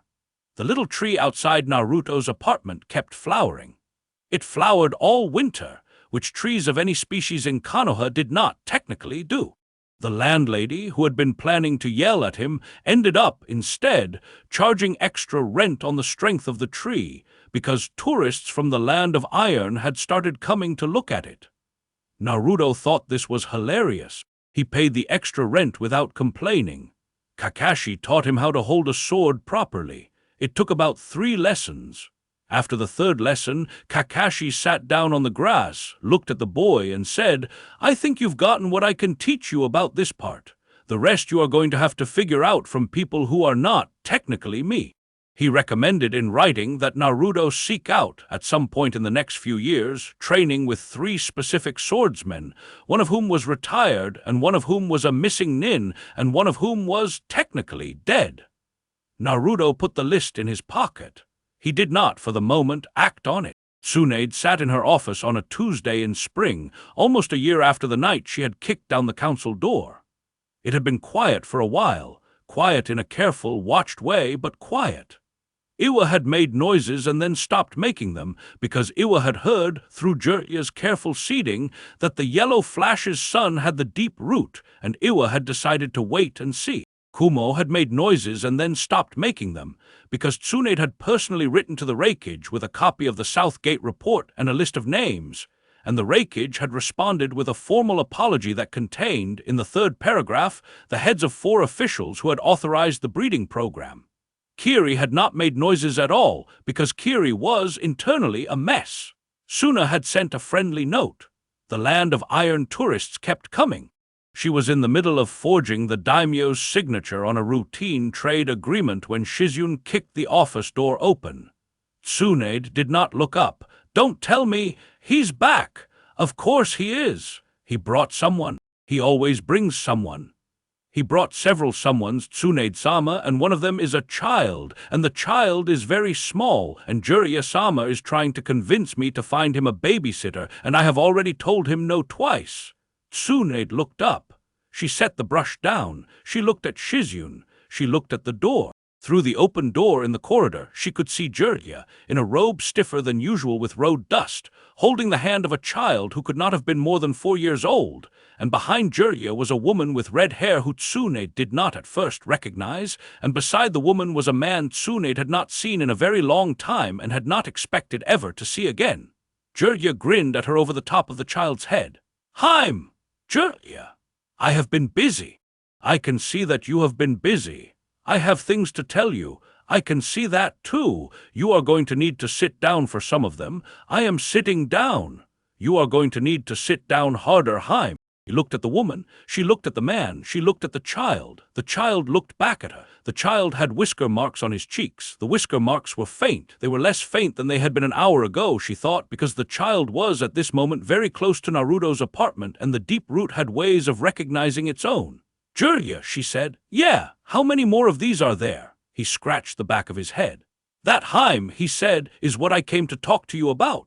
There are more Uzumaki than anyone thought. There have been all along. The clan didn't die at Uzushio. It scattered. I have, in the last year, located 11 of them. Most of them don't know they're Uzumaki. Some of them know and are hiding. 2 of them have the deep root. The kid is one of them. The kid's mother, this lady, is the other one. The man behind her is," Jiraiya paused, and his grin shifted just slightly. "He is somebody Naruto is going to want to meet, because he was your grandmother's last apprentice, and he is the only living person who can read the rest of the pre-founding scrolls, and he has in his travel pack the answer to the question we couldn't answer last spring." "Which question?" "What the deep root does when it wakes up inside an existing village." She looked at him. He looked at her. "And the answer is?" "The answer is, Haim, that the village doesn't get replaced. The village gets adopted. It becomes part of the root. The root grows around it. The village becomes something the root is responsible for. It becomes," he searched for the word home, "for everything in it, whether the root meant to or not." She let that sit. "Jiraiya, yeah, Konoha is now by your reading Naruto's." "I would not say it that way to him. I would not say it that way to the council. I would say, in writing, in formal language, that the deep root has recognized the village as part of its territory. I would say, more privately, that the village belongs to the kid in the way a kid belongs to his family. He didn't choose it. They didn't choose him. They are stuck with each other now. It is, in the end, a kind of love. It is not a kind of love anyone in this village has ever signed up for, but it is the kind they have." She looked for a long second out the window. The village was, on a Tuesday in spring, doing what villages did. Children were yelling. A vendor was arguing with a cat. Someone in the merchant quarter was burning rice and pretending they weren't. The new ornamental tree outside Naruto's apartment, 3 streets away, she could just see in full flower. "Okay," she said. "Okay. Okay, bring them in. We'll start with the woman. The kid stays with Shizune. The man, we'll get to the man. Shizune, find a babysitter. Find Uruka if he's free. He's good with children, and he is by now used to being the person we tell things to that other people aren't supposed to know yet. Tell him the truth in small pieces the way you do." "Yes, Tsunade-sama, and one more thing." "Yes, find Naruto. He is at this hour at Ikaraku's. He is, in particular, on his 4th bowl. He has been on his 4th bowl for 40 minutes because he is showing off in front of the new genin who eat lunch there now. Pry him off the stool. Bring him here. Don't tell him why. Let him walk in cold. I want to see his face." "Yes, Tsunade-sama." Shizune went. Jiraiya, in the corridor, ushered the woman and the man and the child into the outer office, where there were chairs and a kettle and a small bowl of candy that Shizune kept stocked for, in theory, visiting dignitaries, and in practice, Jiraiya. The woman walking past Tsunade's desk paused. She looked at Tsunade. Her red hair was tied back loosely. She had a scar across the bridge of her nose. Her eyes were, Tsunade noticed with the small jolt that had been coming on and off all year, the same eyes Kushina had had. Hokage-sama, the woman said, just Tsunade in this room. Tsunade-sama, that'll do. My son, yes, he has the same thing my cousin had. Your cousin. The woman's mouth moved just slightly. My cousin Kushina, she said. Tsunade closed her eyes for 1/2 second. She opened them. Yes, she said, he does. Sit down. We will figure this out together. There is a boy coming who is going to be very glad to meet you. The woman sat down. The child on her lap looked at Tsunade with his faint whisker marks and his bright blue eyes, and he said, in the small, precise voice that small, precise 4-year-olds had, "Are you the lady with the punching?" Jiraiya snorted. Yes, Tsunade said gravely, I am the lady with the punching. Okay, the boy said, just checking. He went back to looking at his hands. Naruto came up the stairs at 5:15. She heard him before she saw him. He was talking to Shizune. He was complaining, in the loud carrying voice of a 13-year-old who had grown 5 centimeters in 3 months and was using all of them, that Shizune had made him leave Ikaraku's mid-bowl, and that he had paid for that bowl in advance, and that old man Tuchai was not the kind of guy who issued refunds. He came around the corner into the office, mid-sentence, still complaining, and he stopped. He stopped because there was a woman with red hair sitting in the visitor's chair. He stopped because she had stood up when he came in. He stopped because she was looking at him the way people looked at someone they had been told existed but had not until that moment believed. The room was very quiet. The woman said in a voice that was perfectly even and perfectly Uzumaki, "You look like your mother." Naruto's mouth opened. It stayed open for a second. Then he closed it. He looked at Tsunade. Tsunade nodded once. He looked back at the woman. "You knew her." "She was my cousin. I am technically your second cousin." "I am sorry, I am technically late. I did not know I was your cousin until a man with white hair came to the inn I run in the land of hot water and asked me if I had ever, as a child, made a vine grow without meaning to." The small child on her lap looked up at Naruto. The small child considered him for a moment. The small child said, "You have the same face as me." Naruto looked at the child. The child had whisker marks. They were very faint. They were just barely there, the way pencil marks were just barely there on paper that had been gently erased. "Yeah," Naruto said. "Yeah, kid, I do." He sat down on the floor. He did not at any point take his eyes off the child or the woman. He sat down on the floor of the Hokage's office in his ramen-stained jacket, and he sat for a long minute saying nothing. And then he reached out slowly, and he held out his hand, palm up, and the small green shoot that he had been keeping carefully tamped down for almost a year came up out of the floorboards between his fingers and unfurled, very politely, into a single small white flower, and he offered the flower to the child. The child took the flower. The child looked at it. The child said in his small, precise voice, "Mine doesn't do flowers yet." "Yeah," Naruto said. His voice was rough. "Mine didn't either for a while. It comes, you'll get it. It's okay." "Will you teach me?" "Yeah, kid, yeah, I'll teach you." The woman behind the child was crying without making any sound. Tsunade noticed because she was professionally good at noticing. She did not draw attention to it. Senju women and Uzumaki women had by long tradition an agreement about that kind of thing. Naruto looked up at Tsunade. His eyes were also wet. He didn't wipe them. "Ba-chan! Yeah, kid, there's more of us. Yeah, there's more of us. Yeah." He sat for a long second, looking at the child holding the flower. Then he laughed. It was the laugh from the night on the log. The big laugh, the broken-edged laugh. The laugh of someone who had been carrying something heavy for a long time and had not, until this moment, realized he was about to be allowed to set part of it down. The trees outside the window faintly leaned in. She did not, this time, tell them to stop. Later, much later, after the woman and the child had been settled in the apartment 3 doors down from Naruto's. After the man with the pre-founding scrolls had spent 4 hours in the Hokage's office, and Tsunade had drunk 3 cups of tea and signed nothing she would later regret. After Jiraiya had gone, with great satisfaction, to his favorite bathhouse and not been seen for the rest of the evening. After Sakura had been told the news and had cried for about 30 seconds, and then started a new page in her field notebook labeled Uzumaki. Known surviving, after Sasuke had been told and had said only her in a tone of voice that contained more emotion than Sasuke usually allowed himself in a week. After Sai had been told and had asked, in his careful neutral voice, whether the new arrivals would also be eating ramen. After Kakashi had been told and had not, technically, said anything but had stood for a long minute on the rooftop opposite the apartment looking at the new tree in full flower with his one eye crinkled in the way it crinkled when he was, in private, actually smiling after all of that. Tsunade sat on the roof of the Hawkage Tower, alone, with her feet hanging over the edge. The village was below her. It was hers, technically. It was Naruto's in the slow, patient way the deep root had decided it was. It was, in practice, neither of theirs. It was its own thing. It had always been its own thing. They were both, in different ways, in service to it. She thought about her brother. She thought about Dan. She thought about her grandfather, who had built this village out of trees that had recognized him, and who had not, at the end of his life, known whether he had built something good or something dangerous, and who had died not knowing.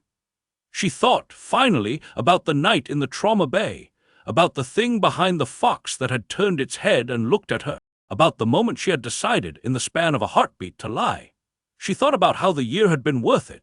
She thought about how, if she had it to do over, she would do it again, and she would do it the same way, and she would lie to the same people in the same order, and she would tell him in the end on the same morning, and she would let him kick down the council door beside her.